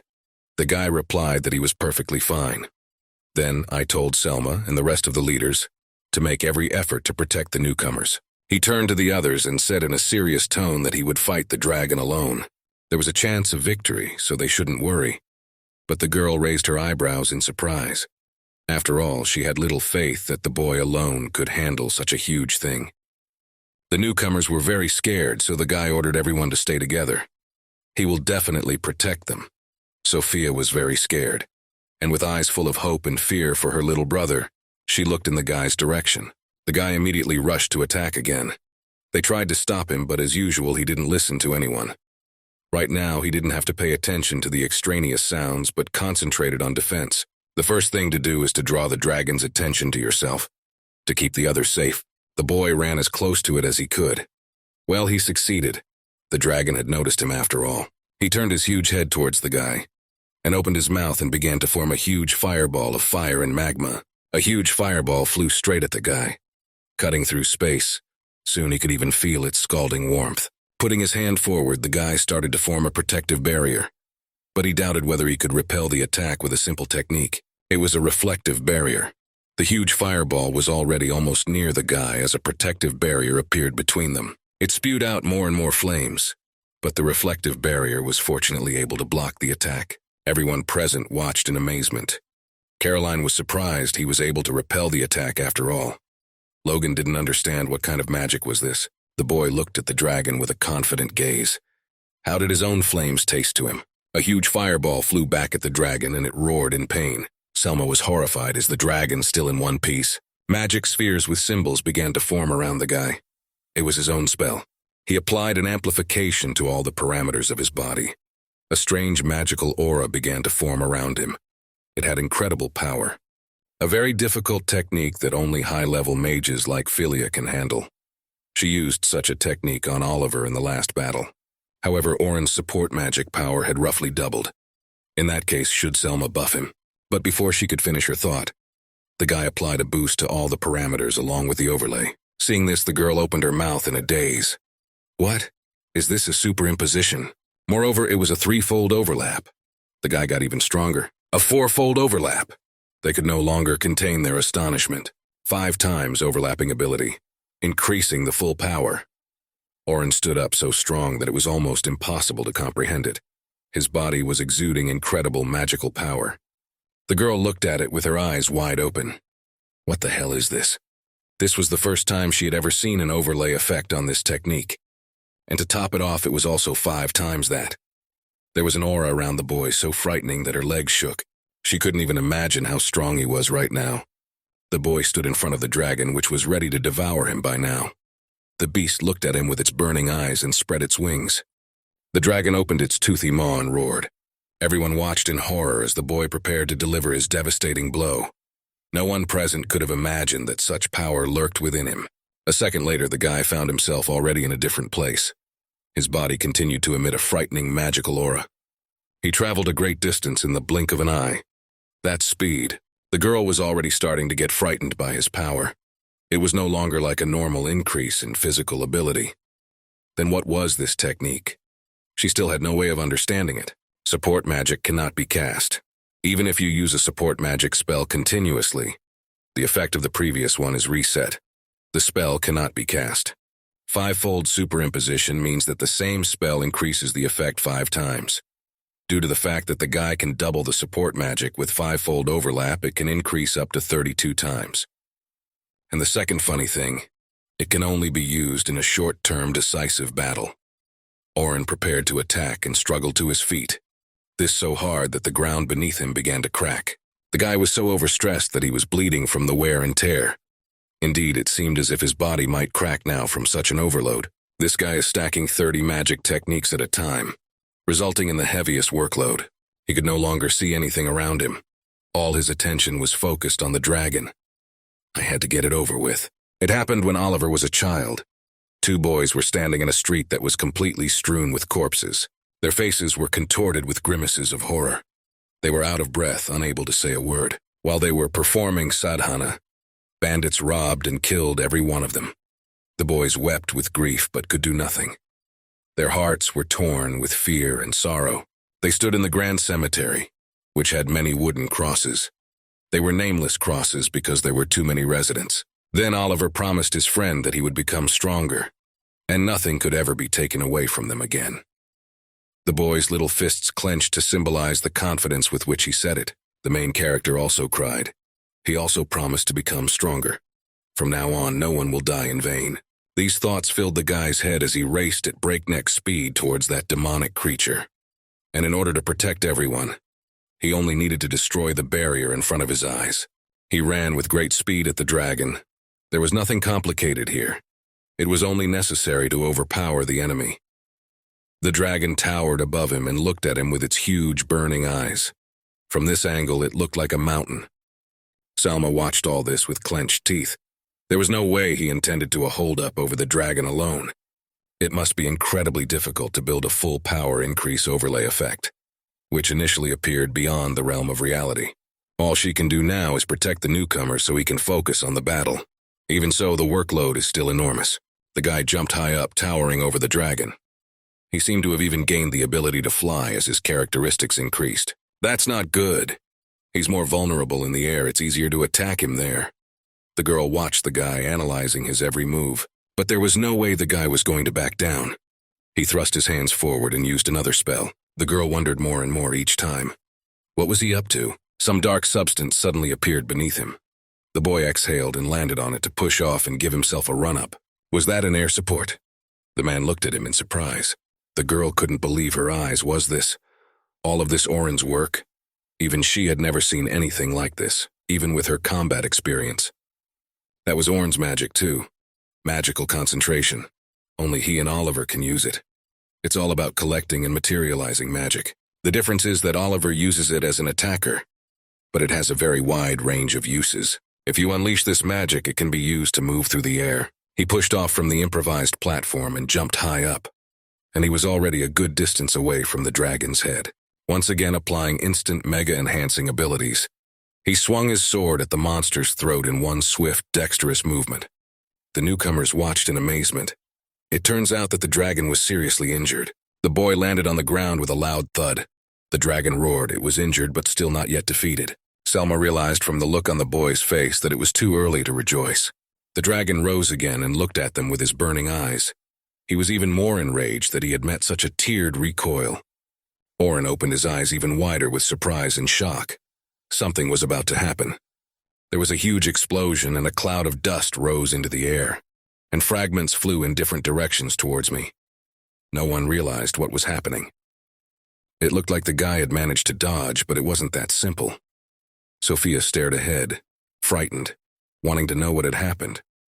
The guy was standing in front of the dragon, and between them was some black haze similar to the rift.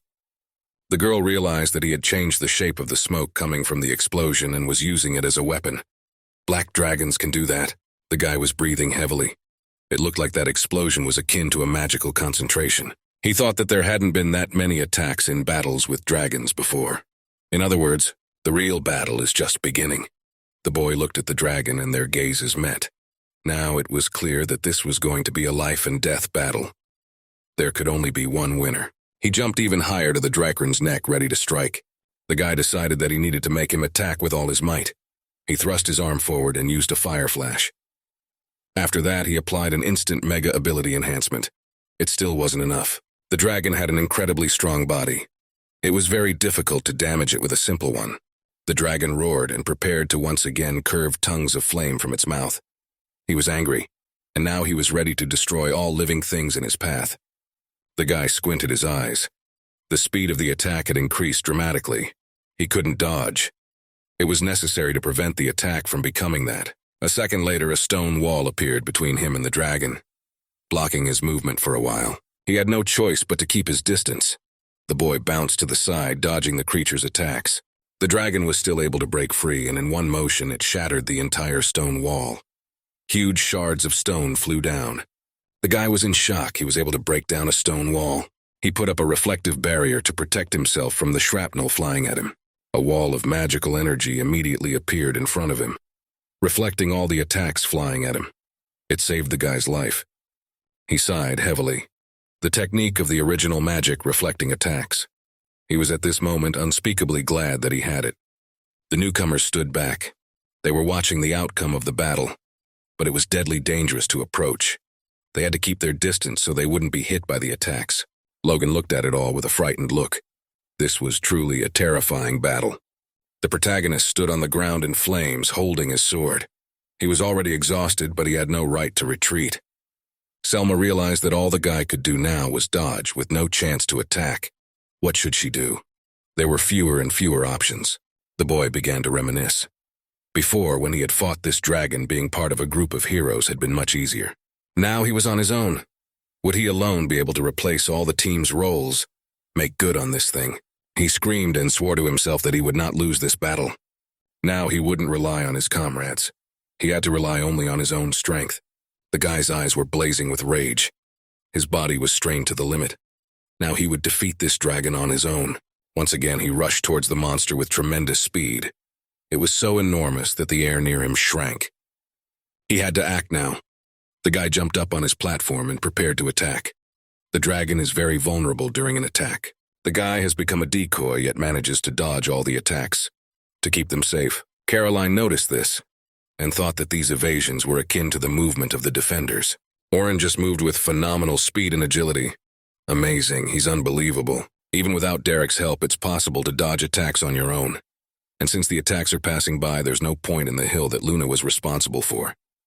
Oliver's physical attack. This isn't a problem. Aneri's role, the point of which is a magical attack, causes difficulty. He was getting closer and closer with each passing second and getting closer to the dragon. The beast looked up at him with its eyes and opened its teeth, ready to spew out another burst of flame. The dragon is still unharmed. The main goal now was to get his attention.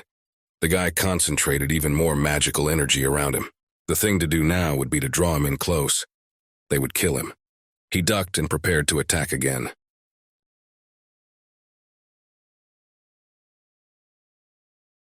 The headquarters of the Silver Rabbit clan.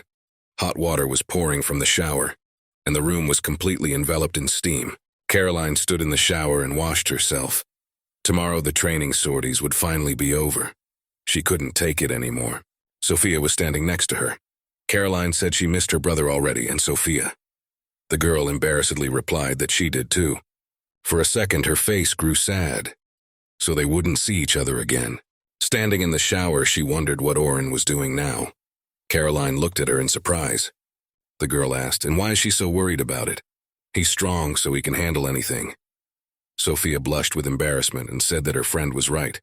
Caroline moved closer to her, which made the girl blush even more. She asked if she could become like Mistress Selma, as strong and beautiful. Sophia embarrassedly replied that, of course she could. She will be even better. But still, the girl couldn't stop being sad. She missed him very much.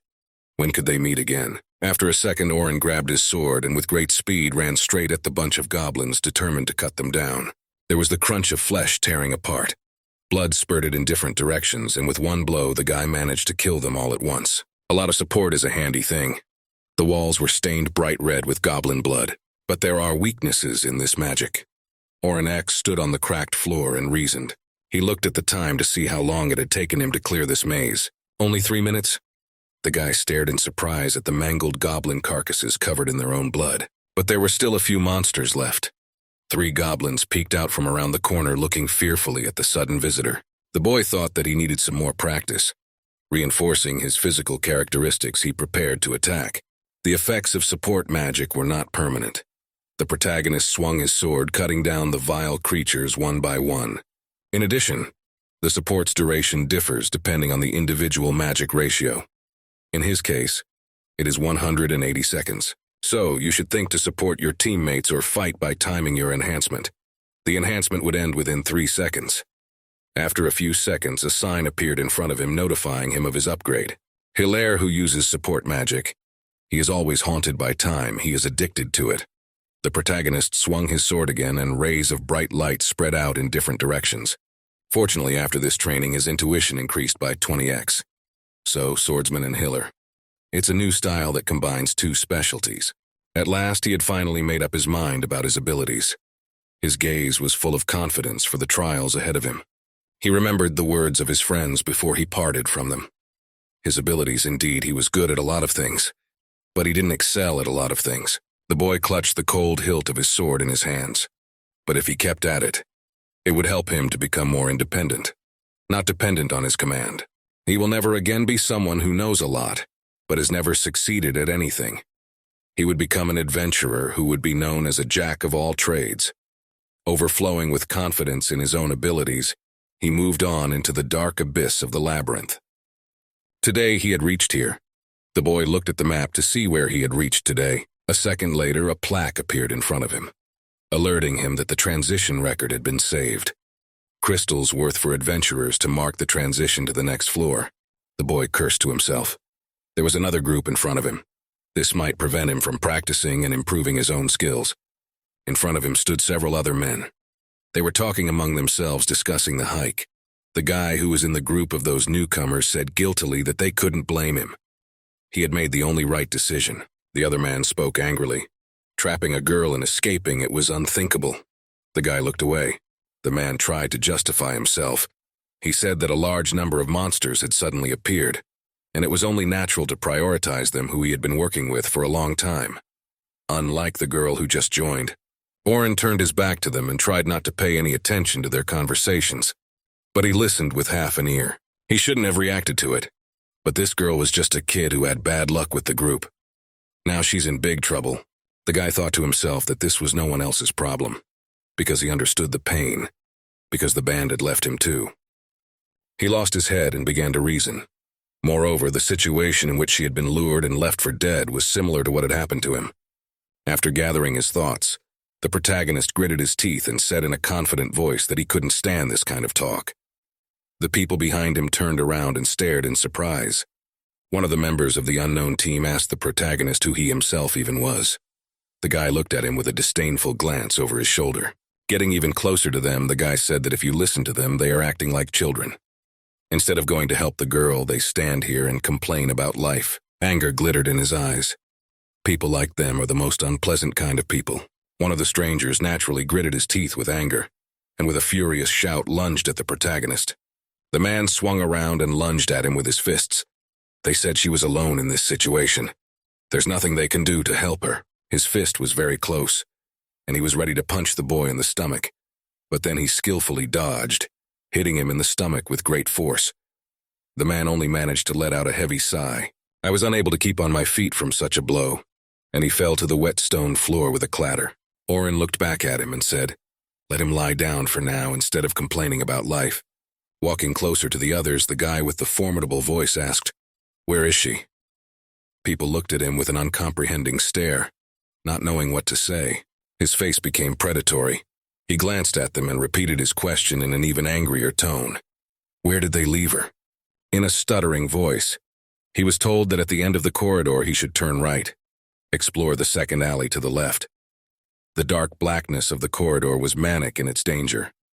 Without even listening, the guy rushed forward to save the poor girl. One of the squad members asked fearfully, "Did he go to save her?"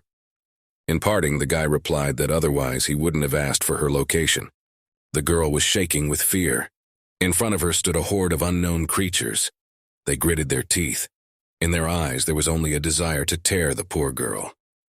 The girl looked at the approaching danger with a frightened look. She had already resigned herself to her fate. It was impossible. She would not be able to defeat them all alone, but she so didn't want to die without doing anything. Many of her hamstrings gave way and the last shards of consciousness began to leave her head.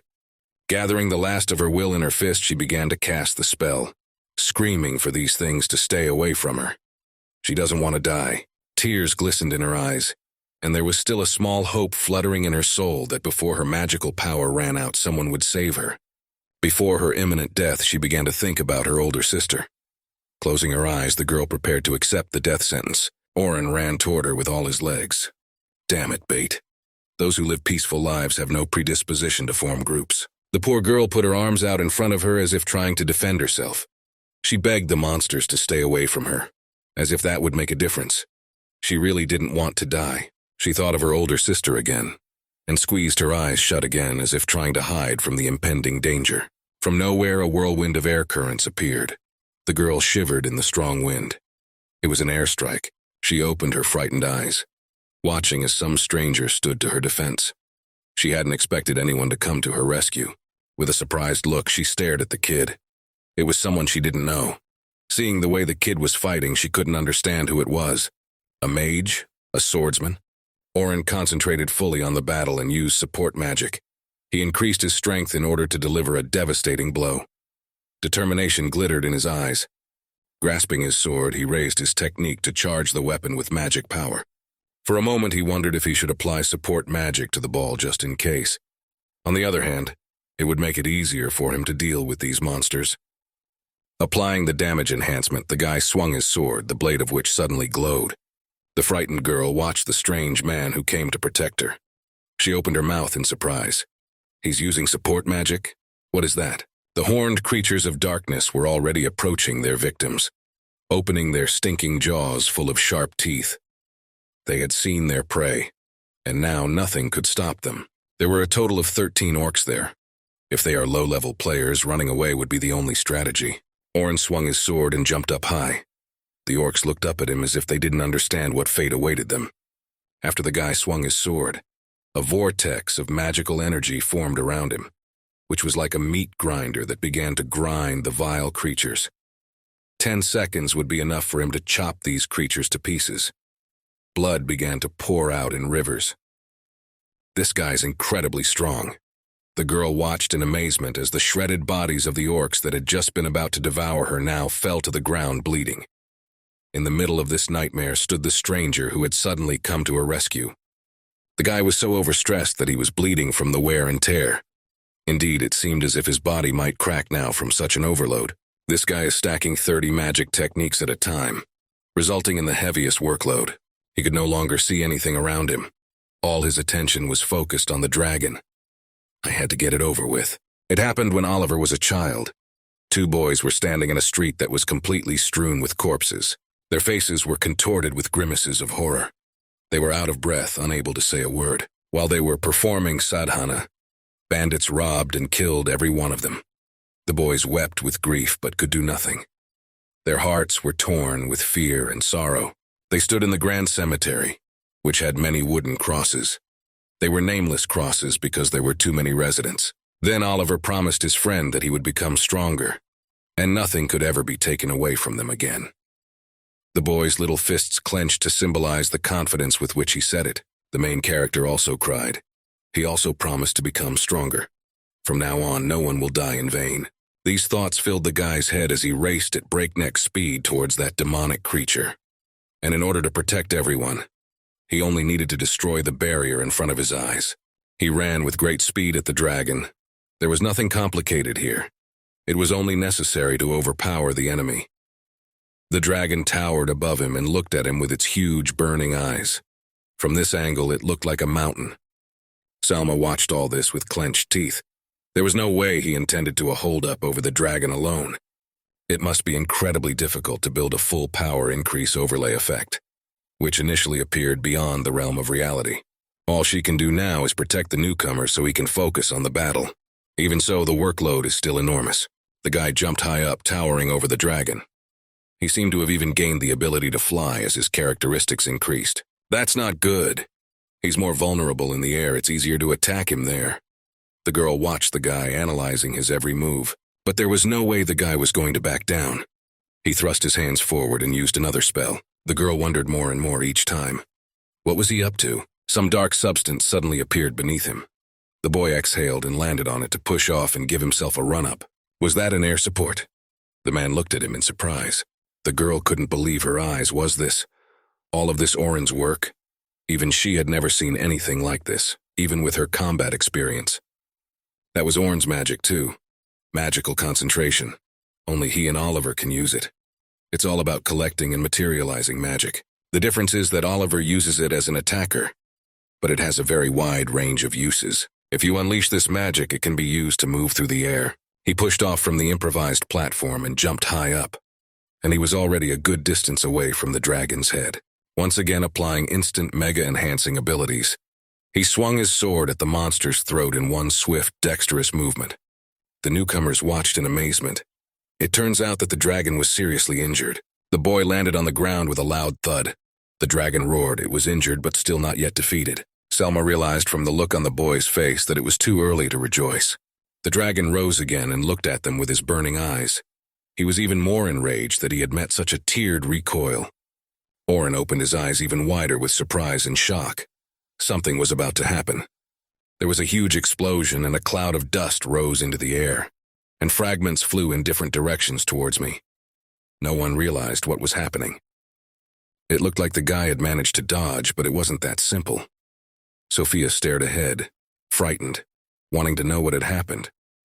The guy was standing in front of the dragon, and between them was some black haze similar to the rift. The girl realized that he had changed the shape of the smoke coming from the explosion and was using it as a weapon. Black dragons can do that. The guy was breathing heavily. It looked like that explosion was akin to a magical concentration. He thought that there hadn't been that many attacks in battles with dragons before. In other words, the real battle is just beginning. The boy looked at the dragon and their gazes met. Now it was clear that this was going to be a life-and-death battle. There could only be one winner. He jumped even higher to the dragon's neck, ready to strike. The guy decided that he needed to make him attack with all his might. He thrust his arm forward and used a fire flash.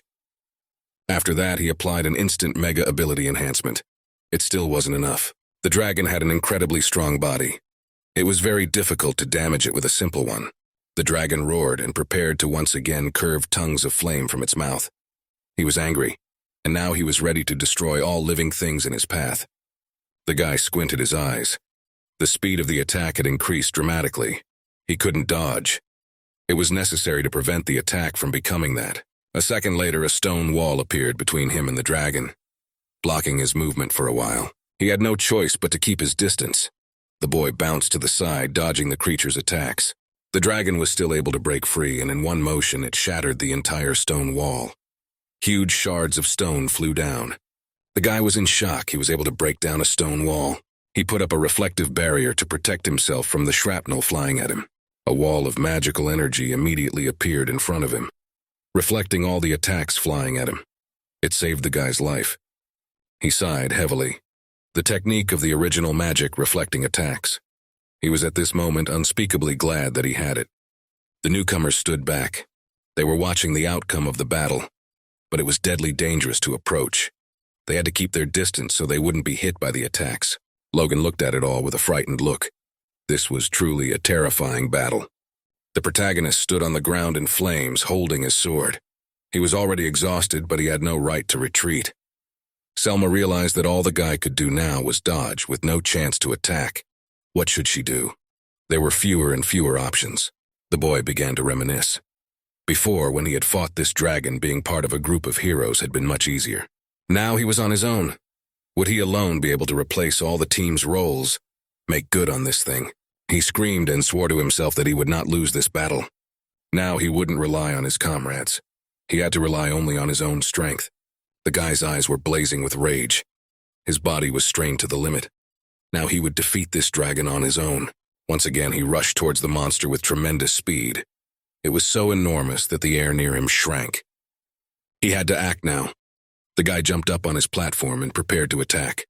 The dragon is very vulnerable during an attack. The guy has become a decoy, yet manages to dodge all the attacks to keep them safe. Caroline noticed this and thought that these evasions were akin to the movement of the defenders. Orin just moved with phenomenal speed and agility. Amazing, he's unbelievable. Even without Derek's help, it's possible to dodge attacks on your own.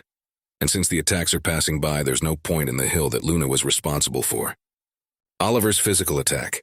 This isn't a problem. Aneri's role, the point of which is a magical attack, causes difficulty.